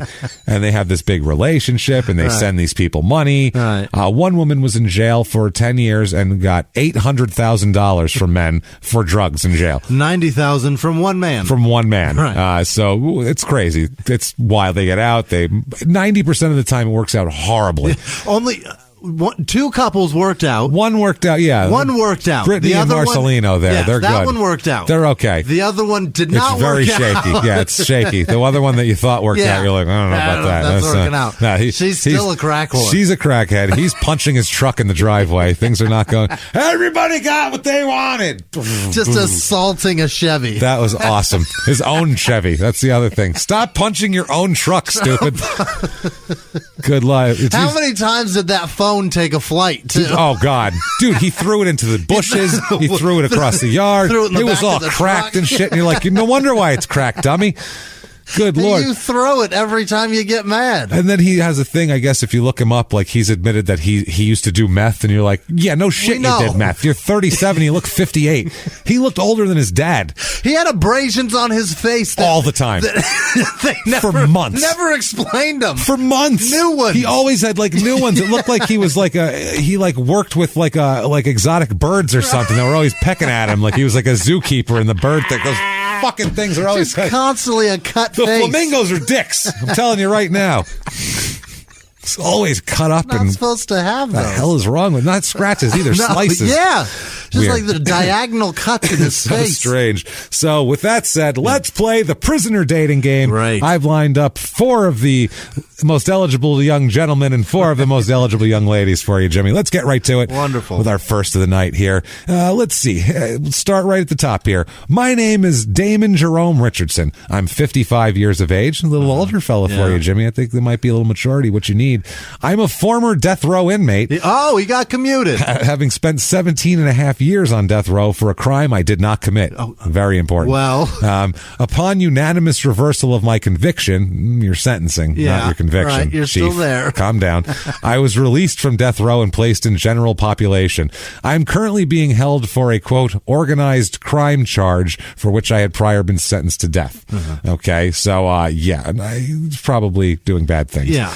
Due to spending such a lengthy period of time on death row, I've lost all my friends and most of my family. Therefore, I'm interested in finding a pen friend, someone who is open-minded, honest, and not judgmental. You know, because I'm a murderer. Right. You know how that goes. People that judge sort of was on death row. I would like to be accepted for who I am rather than on the basis of what I've been accused of or the negative characteristics generally associated with being a death row prisoner. You're going to have negative connotations to being so bad that we decided the only way to handle you is to kill you. Nobody's been sentenced to death for money laundering. Not usually. You are a murderer, man. You either murdered someone or you're totally innocent, but there's nothing in between. There's nothing in between. You're like, I really was hungry, so I stole a ham, and then they put me to death for it. That doesn't happen. I had this whole ham-stealing operation. It's crazy. So they put me to death, but then they were like, nah, we can't kill him. It's just Hormel. Sorry. Murder or nothing. That's it. Fucking guy. Then he says, quote, essentially, if I must be judged at all, then let it be on the contents of my character. I am formerly a small business owner. Yeah, we know that. I enjoy writing and listening to a variety of music. My greatest love is art, which I find extremely fascinating. Currently, I'm devoted to exercising and weightlifting in order to keep my body in perfect condition. I prefer corresponding with someone who's 30 years of age or older. Hopefully I can find someone with a fondness for being close to nature. I like discussing politics, current and global events, like it matters to you, and matters that impact the future of humanity. Sincerely, Damon Jerome Richardson. He's very smart. He's very eloquent with words. He's good at this. And he knows you don't go after young girls because they're not sending you money. Right. Young girls expect you to send them money. Yeah. You find some 45-year-old woman who's lonely. Somebody that reads books. As we've watched from all these reality shows, whether it be Love After Lockup or even 90 Day Fiance, or that's who's looking for the lonely, I'm getting worried I'm not going to, I'm going to be alone person. This is their middle-age crisis. Exactly. Now, he's a Sagittarius. Mm-hmm. He is, let's see here, brown eyes, black hair. He's single, multiracial, non-denominational religion. He's not looking to further his education. He is seeking legal help and prayer partners. Yeah. So there's that. And let's see here. He is in for organized crime. That's all it says, organized crime, like you said. Up next, and we'll tell you what they did after we describe them. So that way you can choose like that. Up next is this guy, Jimmy. Hell yeah. He has a hair. Oh, boy. He has hair made of tattoos. Yeah. His hairline is done with tattoos. And everywhere that there's not tattoos is bright pink skin. And he has tattoos under his eyes. Oh, he does. And here we go. Hi. Howdy. Hello. Are you sick of games and lies and from immature guys? He looks very mature, this man. I'll give him that here. Would you like someone who will respect you, value you, and put you first? Good news. I'm right here. And I ain't going anywhere. Did I mention that? I'm going to sit here for a while. Oh, my God. I know I'm not quite a GQ underwear model, but if you're a fan of kindness, loyalty, respect, and dedication, I'm the guy for you. Yeah. I live life by this motto. The only person you should try to better than what? The only person you should try to be better than is the one you were yesterday. Yeah, it's tattooed on my face. Yeah, it's all on my hair here. I've been blessed with a great life with some awesome friends, but something is missing. You. Right. And the outdoors. Right. Jesus. I've been blessed with a great 25 to life. How long is he in for? Shit. I'd like to build a solid friendship with a woman who loves to laugh, loves to have fun, and has a bright, cheerful personality. You can email me at jpay.com, of course, or you can snail mail me at the address below. If you email me, leave your contact. Since I can't email you back, I'll always respond the same day I get your message. Go ahead and hit me up. You'll be glad you did. Oh, boy. He turned into a used car salesman. Come on down. What's his name? Come on down to Greg's Motors. You'll be glad you did. He's a Leo. Let's see here. Red hair, blue eyes. That's what he put? Oh, yeah. He's from Oklahoma. He's a Christian, single, and he's in for armed robbery. Oh, boy. So there's that. Up next. Oh, this is a good one here. Here he is. You can see, I won't give you his thing, but there's his face there. Again. Oh, my God. Why do they all have so many tattoos? A lot of facial tattoos. A lot of facial tattoos. A lot of shit above the shirt. Lots. Yeah. Lots that can't be covered up. I'm a beautiful, amazing person. That's how he starts it. My mom said so. Beautiful, amazing person. But due to a couple terrible choices, I'm stuck in this dark, ugly place with little chance of getting out. So I'm looking for someone who can maybe brighten up my life a little. Maybe put a smile on my face and keep me positive. I hate to say I need someone, but I do. Maybe that someone could be you? Question mark? Yeah. Possibly? Please. Sure. I've robbed several banks. Oh, my God. This is his next sentence. Been in high-speed chase and killed a man. So interesting stories, I have plenty. Oh, my God. Oh, wow. Would you like to hear about the time I killed a man?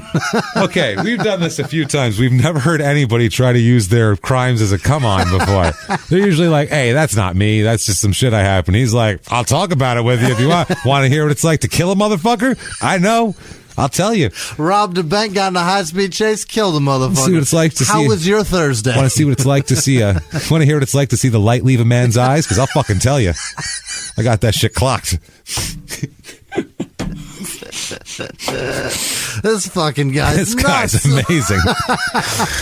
He's balls in, though. He's going all out, man. He doesn't care. He doesn't give a shit anymore. He's just talking. He knows. He said little chance of getting...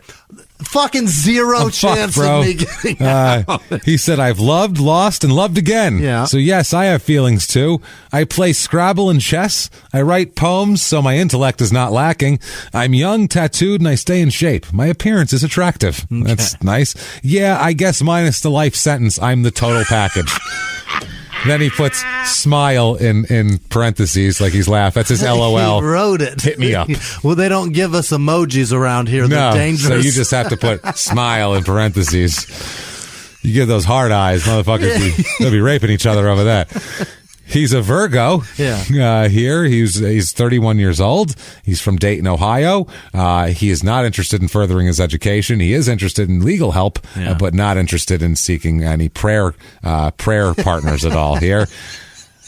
Does this sound like I'm religious? I'll tell you a story of when I took a man's life. His soonest release date is never.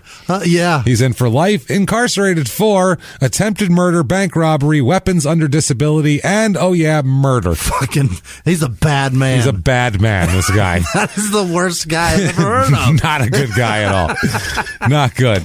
And next, our last fella of the night here. Here he is, Jimmy. What do you think of him right there? Oh, boy. Look at him. He's a little older. He's an older guy. He's jacked, though. He's jacked. He is. He starts out, ladies. Yeah. ... All right. Ladies, please allow me this. He's a fucking suave, this guy. Please allow me this opportunity to introduce myself. Wow. You're wasting words, motherfucker. My name is Phil. Yeah, it is. Hey, Phil, how you doing? I'm an Italian-American who arrived in this country as a young boy. Oh, he's an actual from Italy. All right. Arrived in this country as a young boy. I communicate fluently in Italian as well as Spanish. Yeah, because if you speak one, they're the same fucking language. Trust me. I work in restaurants. I got the gist of what you're saying. I don't know exactly what some of those connecting words were, but I know what the rest of it was. I know what table number you're talking about. Table number, pasta, I got it. I'll get it. Beautiful.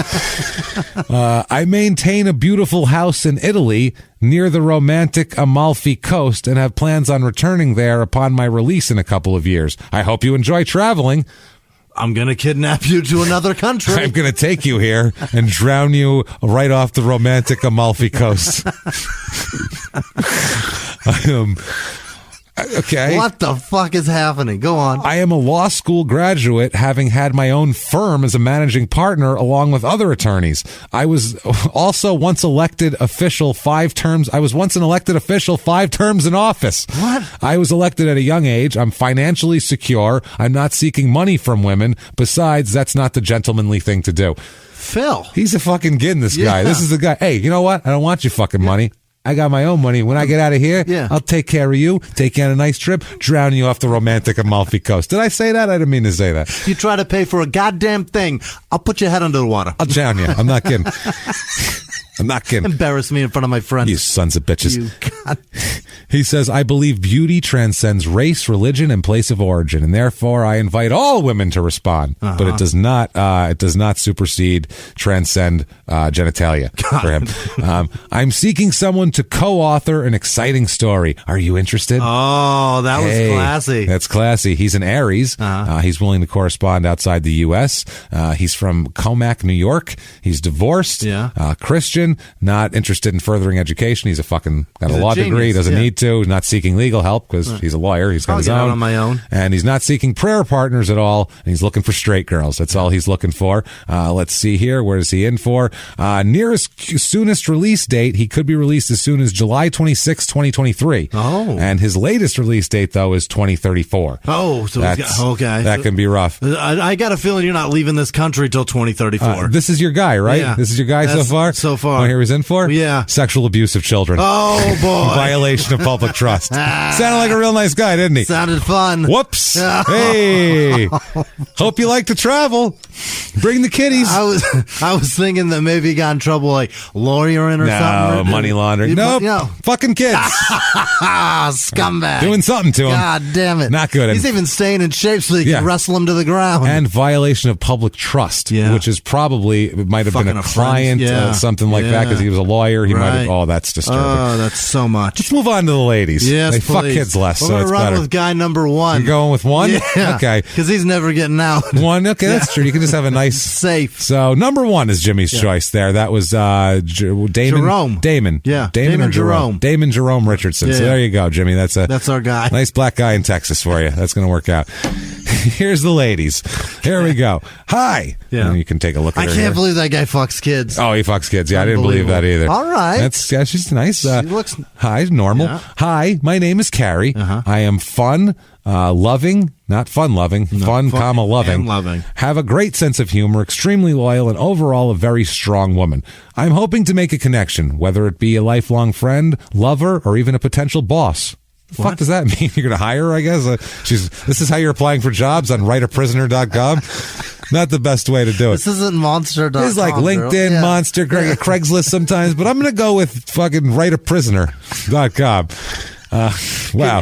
Could use a cheap secretary. Yeah. Someone that is supportive and non-judgmental of my past.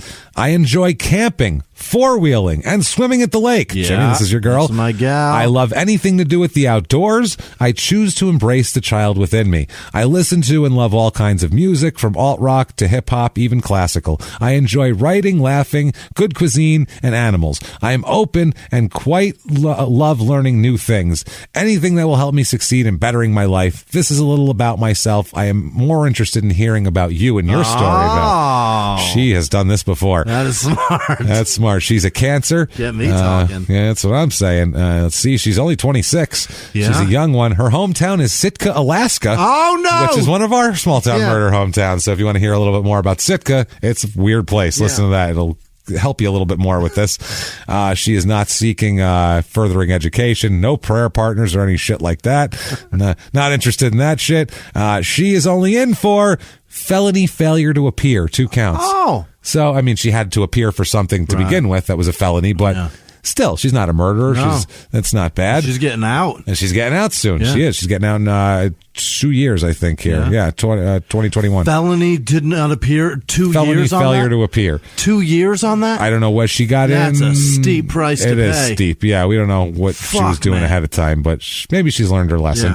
Yeah. Here is number 2. Mm-hmm. That is a very close-up picture that she's doing there. Oh, boy. Hi. Yeah. Hi. She's got short arms. Oh, yeah.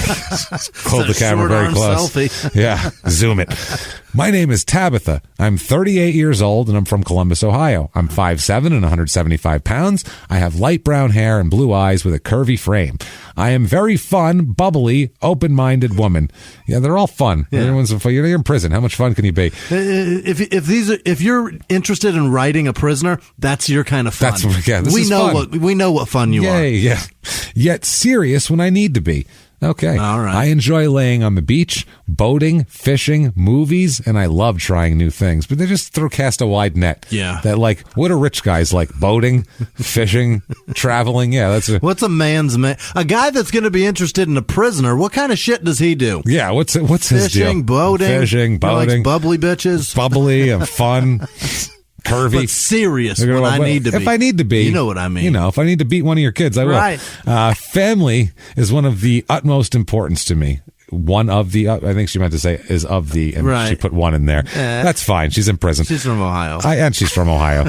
I have 3 wonderful daughters. I also believe education is very important. While incarcerated, I attended Sinclair's College for social work, and I plan on becoming a chemical dependency counselor once released.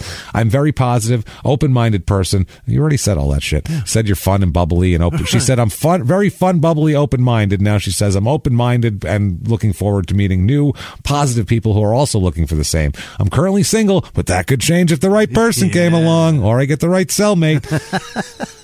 Thank you for taking the time to read my profile. My bunky's hot. That's right. Sends up bigger fists are. If you're looking for a great friend, I would love. Sorry, I would love to. You were looking at me like you evil fuck. Yeah, that's gross. I would love to hear from you. Until then, take care. About Tabitha, she's a Gemini. Look at that here. Not willing to talk to anyone outside the U.S. She needs someone close by here. She's non-denominational. Her earliest release date, I think it passed here because it was January of 2020 was her earliest release date. Latest release date's only 2022. Oh, so she could be out now. Our girl could be out very soon, and she is incarcerated for 2 counts of drug trafficking and theft. Okay. So, I mean, that could be, you could work with that. You could, I mean, I don't know. I got kids. I got kids, man. I can't have that shit around them. Can't be bringing these damn people around. Now, 2 more left here. Very interesting. Here's one there. As you can see, she's got a nice. Oh, she got some gray hair. What's happening no, there? that's like her picture. She's got it all like shadowed out. And she has a big tattoo that says Felix above her eye. All right. So that's helpful. She better explain who the fuck he is. No, her name's Brandy, so it's not her.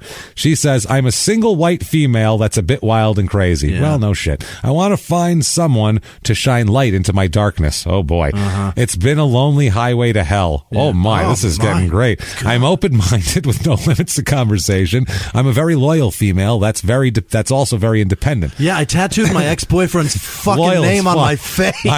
Above my eye. That's as loyal as I it think comes. There's a picture of him right below it because it's like she got a portrait on her cheek. Just in case. No, not check. No, you're the wrong Felix. This Felix.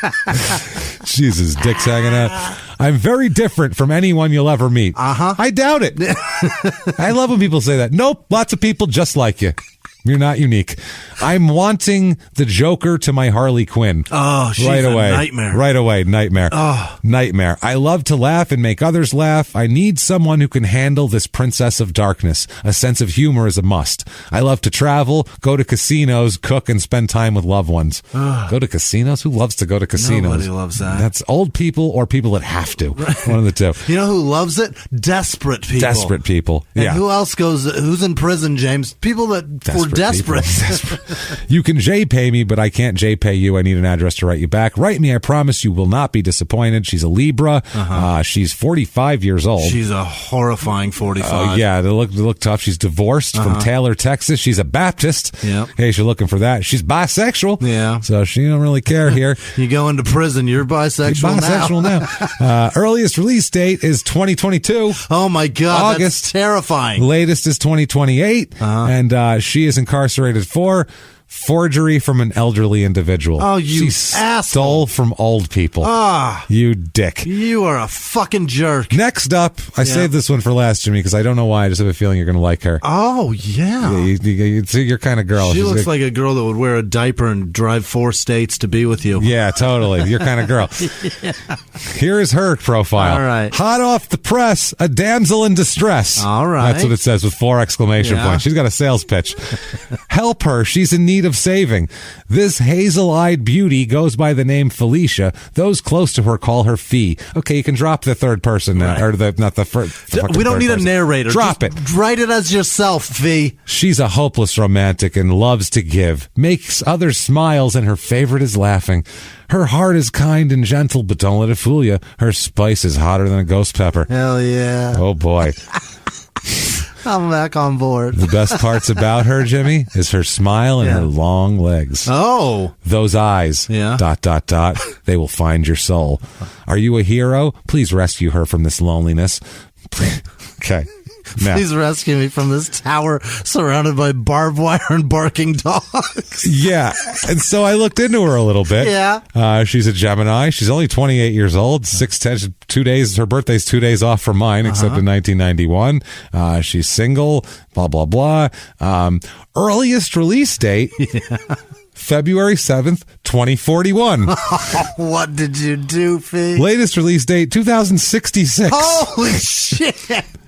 Said, holy shit, what the fuck did you do? Yeah. 2nd degree murder is what she did. Oh, boy. So I looked it up and figured out who the fuck she was. Yeah. Turns out, down in Florida, she was caught because there was people looking at a used white Chevy Malibu for sale, a car. And the problem is this car is where her and her boyfriend murdered a man. And then they drove to Florida to hang out at the beach and try to sell the car to get rid of it. What? That's what they did. So the police took the car off the market and found it. They found it in St. Petersburg Beach, Florida, with a for sale sign in the window. This was their evidence. So they said, the Genesee County prosecutor said, we didn't want our evidence sold. This is from Flint, Michigan. So we bought it. So we just got it. So they believe that she was 17 at the time, by the way, when this was going on. Her boyfriend, Chris Neely, who was 19, and her, Felicia McCarty, who's 17, took the Malibu to Florida after killing a man named Herbert Nesbitt Biggs inside the car on the east side of Flint. They shot him in the car and then just pushed his body into the street and drove away. The car was seen leaving the scene of where his body was found, and witnesses told Flint police that Neely and McCarty were involved. Drove all the way across the fucking country. Yep, they did. They drove from Michigan to Florida. The cops got word that they'd gone south there to St. Petersburg, and they went down there. Neely, they had a house down there. They found it outside a house. They put the house under surveillance, and then when the two came outside, they arrested them and impounded the Malibu. Brilliant. And so they said we'll get them back here one way or another. They're going to extradite them there.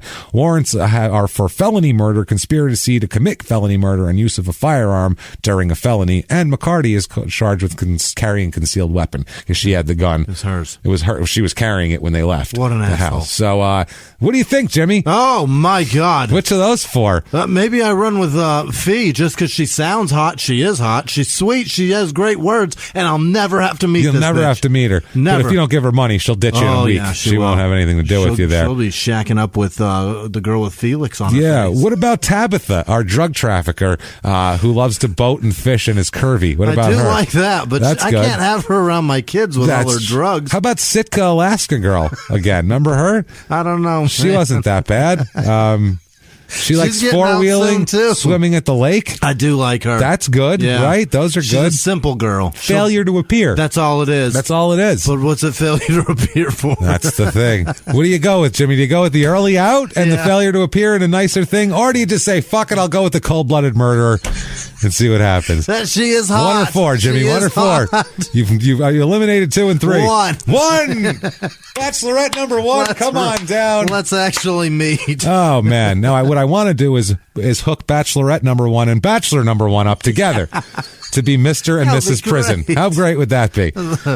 Share a ramen noodles and a toilet whiskey. It's going to be romantic as shit. More toilet wine? Pouring it with a ladle. There you are.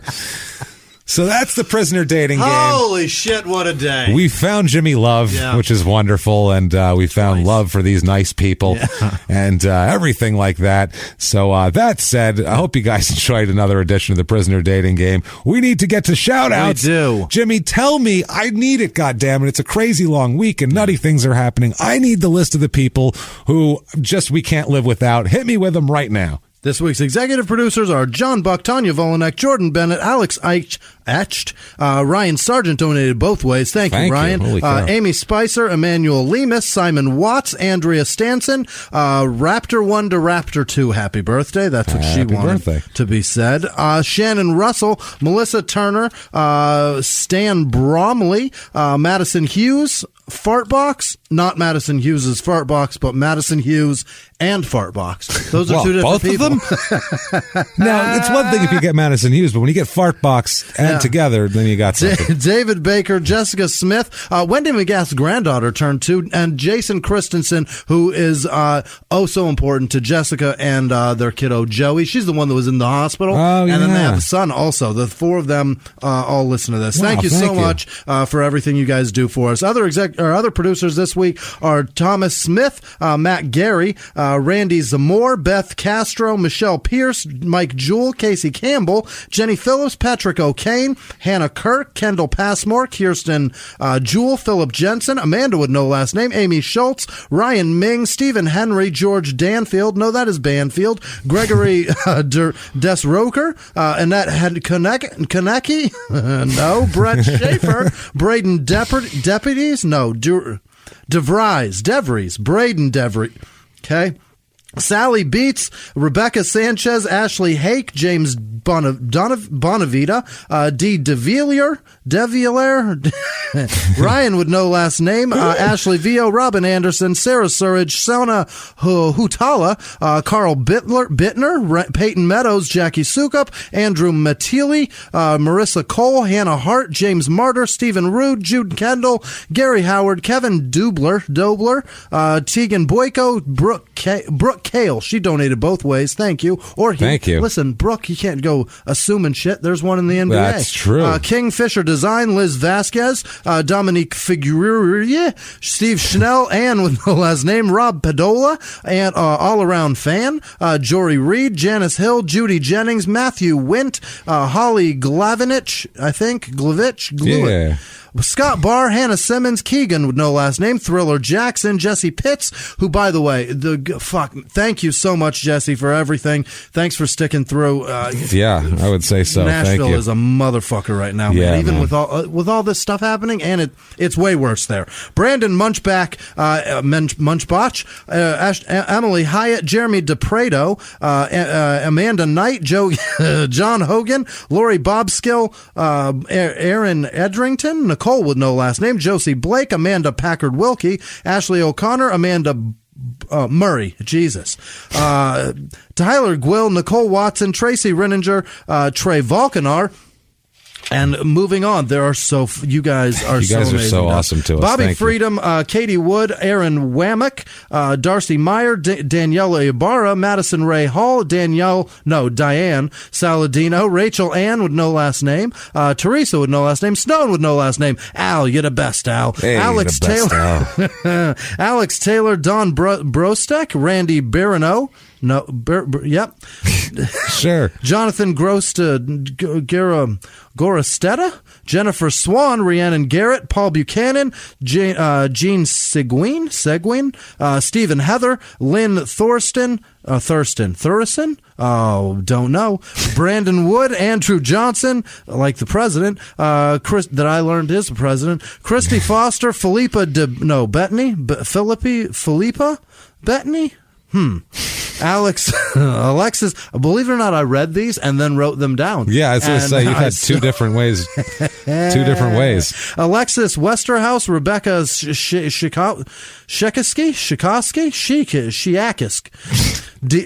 One of those. Damian Blomley, Wicked Counselor, Lindsay Glenn, Dwayne Lerman, Nicole Auld, Foo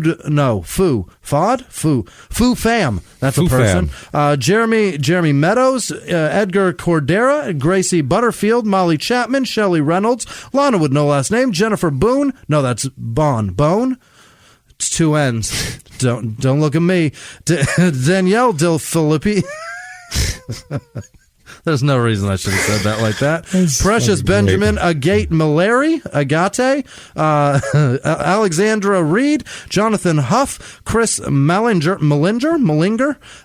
Chris Hickey, Chris Wonderlay, Nick Rice, Michelle Mixel, Sean Jennings, Dan Lamond, Graciela Martinez, Maddie Paraguay, probably not Prangley, Haley Magger, Gary Smith, Randy Otis, Anna Evans, Joy Schwant, I think I said that, Caitlin Mitchell, Richard Mondragon, DL, no, that's Dr. Smith Aroa.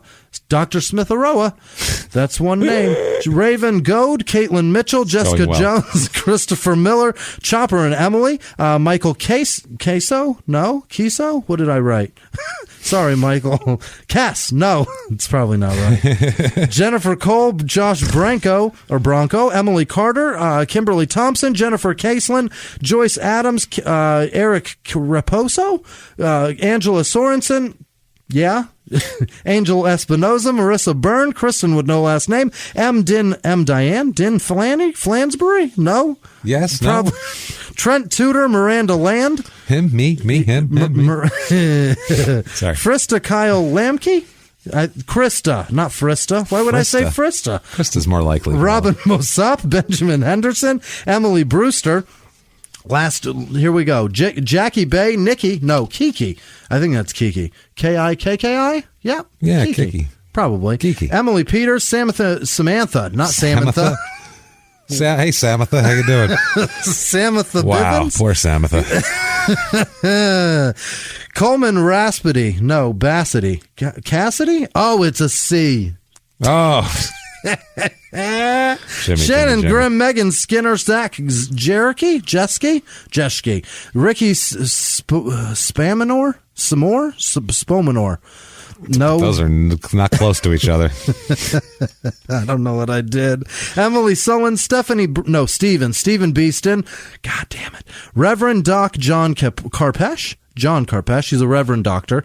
Amanda Bauerschmidt, Jennifer Bigelow, Jim Kirk, Evan Henderson, Sarah Catherine, Naila Crawford, Felicia Starr. I think my voice goes higher when I don't know. Yeah, Heather Carson, Jennifer Rogers, Gerstevon Kempin, no. Robert Schwartz, Carrie Grocery, no. Gogarty? Gogarty. That's gross. Like Gogurt? Why? Yes, Gogarty. Please don't be Gogarty. Carrie Rose. Please don't. Mike Ingram, Casey Cruz, Joyce Ridzik, Sarah Wedley, Jordan with no last name, Annalise with no last name, Jessica with no last name, Anna with no last name, Josh Ortiz Fisher, Susan Bellamy, Kiva Hartfield, Lauren, what is this? With no last name. She would like a shout out, but she didn't give a last name. Lauren! She was wondering, how do I get my name in there, as she donated, Lauren. And then didn't give us a last name.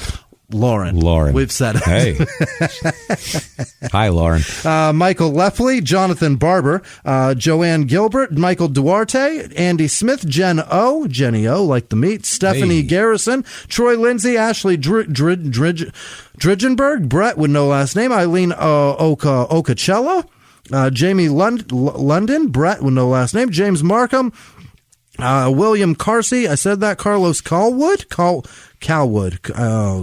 I don't know what that is. Aaron Bluey, Michael Chumley, Robin with no last name, Shannon Kinney, Jenna with no last name, Kevin Van Dorn, or Dern, Danny Cave, Devon or Devon Stewart. Something. Listen, I had two friends I've had Devons and Devons. Yeah. There was a black kid and a white kid in the same class. One named Devon, one named Devon, and I always fucked it up.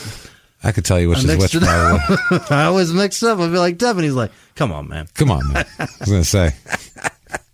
Abby Anderson, Spencer Klein, Carl Anderson, Brandy Foster, Kelly Schmidt, Tara Pratt, Thomas Bryan, Rick Brandt, Amber Scarlett Horbeast Lane, Cameron Mitchell, Brenda with no last name, EPK, Sayaka Electronic press kit. Yep. Cool. Probably.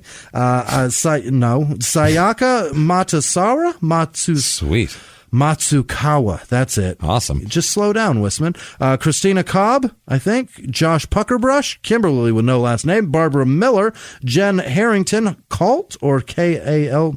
Kate. That's what that is. K-A-I-T. See how that works? Hey, Courtney Diziak. Blanca Singh. Morgan Rocky, Austin Van Vleck, Sarah Felix, Ryan Felice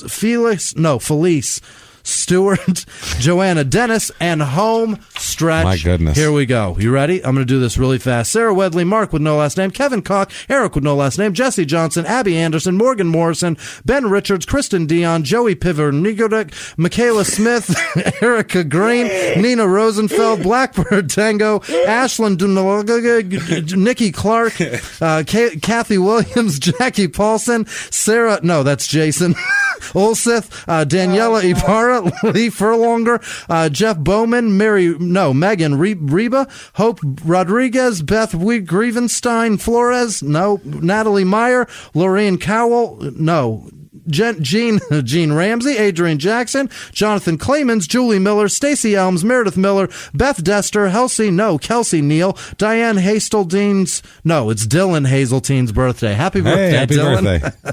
That I called Diane. Ryan O'Connor, Chelsea Acamano, Chad Roberts, Penny Boyce, Christy Cottrell, Kim Blevins, and Drake. Thank you both. CGB, Donald O'Ryan, Christina Smith, Christy Knudsen, Michael Bollinger, Bethany Whitaker, Beth Dester, I said that already, Reed Polk, Courtney Zagicki, Sean Fury, Aaron with no last name, Ryan Stafford, Renee, that's an R, Renee McLeod, Edward Danielle Smith, sorry. Yeah, there you go. Yeah, Matt Newberg, Philip DeFludel, Adrian Tobias, Susie Egan? Yep. Blair Dunham, Rudolph Glold, Rachel Schultz, Tora Skoklo, Tor Skavarka, Corinne Krause, Patrick Sharp, Zoe Bednasak, Aaron Clancy, Dana Stairs, and Tinas Yo. You guys, and all of our goddamn Patreon supporters, you guys are amazing, especially the ones that I don't know what the name is. And I have to add this on to the shout-outs. You've heard Jimmie read. Yeah. We've had a lot of people say, like, for a bonus episode, you should do a thing where you guys switch places. That'd be really fun. You don't want that. I get what you're saying. I get that would be funny. Some allure. We have, one time Jimmie was going to be, I said, you read the copy for this ad, and it's a 1.5-minute ad, and it took him 7 minutes. to not get it right. And it was never all the way through. It wasn't like he got it in one take in 7 minutes. He finally got all the words out in 7 minutes. No, it's just not going to happen. It'll take us a week to record this. Thank you, everybody. Honestly, thank you. We know shit is crazy right now, and things are tight for people, and we get it. We're, as you see, live shows falling like dominoes. We're bleeding also. We understand it. We get your pain. Thank you guys for guys. Just some of you guys have just said, you know what, I'm going to give them extra, and like that's crazy. We just can't thank you enough just for even thinking of us at all. Thank you so much. That's kind of why we're doing the Stevie thing. We just want to say thank you and just give back to everybody, our whole audience, anybody who wants to watch it. If you don't give a shit, you don't give a shit. But anybody we understand. Anybody who wants to watch it and see us lose our minds laughing at rednecks. And it's on Amazon Prime. It's so free if you have on Amazon, Prime. you can watch along with us. Yeah, you can watch along with us. We'll tell you when to cue it up, and we'll all watch it together. So the moments are happening as they're happening and everything. So we'll have to tell Jimmie to pee ahead of time, because otherwise he'll have to pee 14 times. I may have to get up in the middle of it. It'll happen. And that'll be fine. I'm allowed. It won't be the end of the world. Then I'll talk shit about you while you're gone. You won't even know.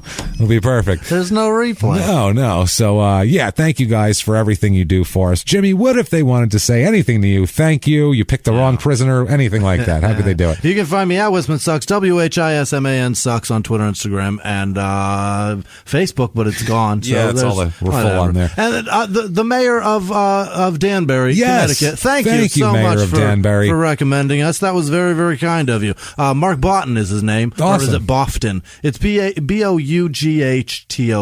That could be Boff or Boughton or Boughton. I'm not sure. Vote for him, though. He's fucking great. vote. And I've heard move to Danbury and vote for him. Amazing man too. That's what I'm told. So I don't know him personally. That's just what I'm told. Let's take it. Also, I just want to say, Sarah out there from 90 Day Fiance, our friend, quickest recovery to you, please. Stay in there and stand strong. Hang in there. We're all rooting for you over here. So, hang in there. And that said, where can they find you? You can find me at Jimmie P is funny, or just copy and paste my last name, my first and last name from the show description, and look me up that way. And you can find me, and we'll do that. And you can all look me up on Instagram tomorrow, because I'll have to do it because of this stupid goddamn stream shit. So we'll do that. We'll run it off the show's page, but that's all technical. You don't need to know that. That's fine. We'll get through it. We'll get through it. Until next week, everybody. It's been our pleasure. Bye.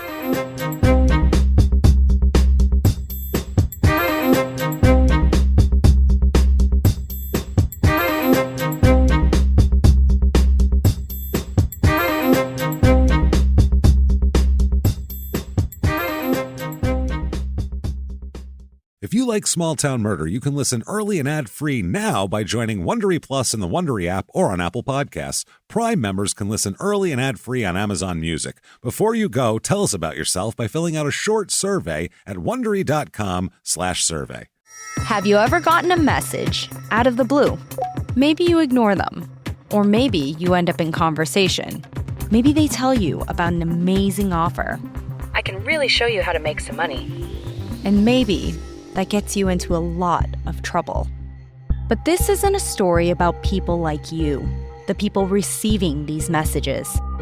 This is a story about the people behind the messages, on the other end of the line. Thousands of them, working in a microcity built for scammers. From Wondery, the makers of Dr. Death and Kill List, comes Scam Factory, a new series about survival at the expense of others. Follow Scam Factory on the Wondery app or wherever you get your podcasts. You can listen to Scam Factory early and ad-free right now by joining Wondery Plus in the Wondery app or on Apple Podcasts.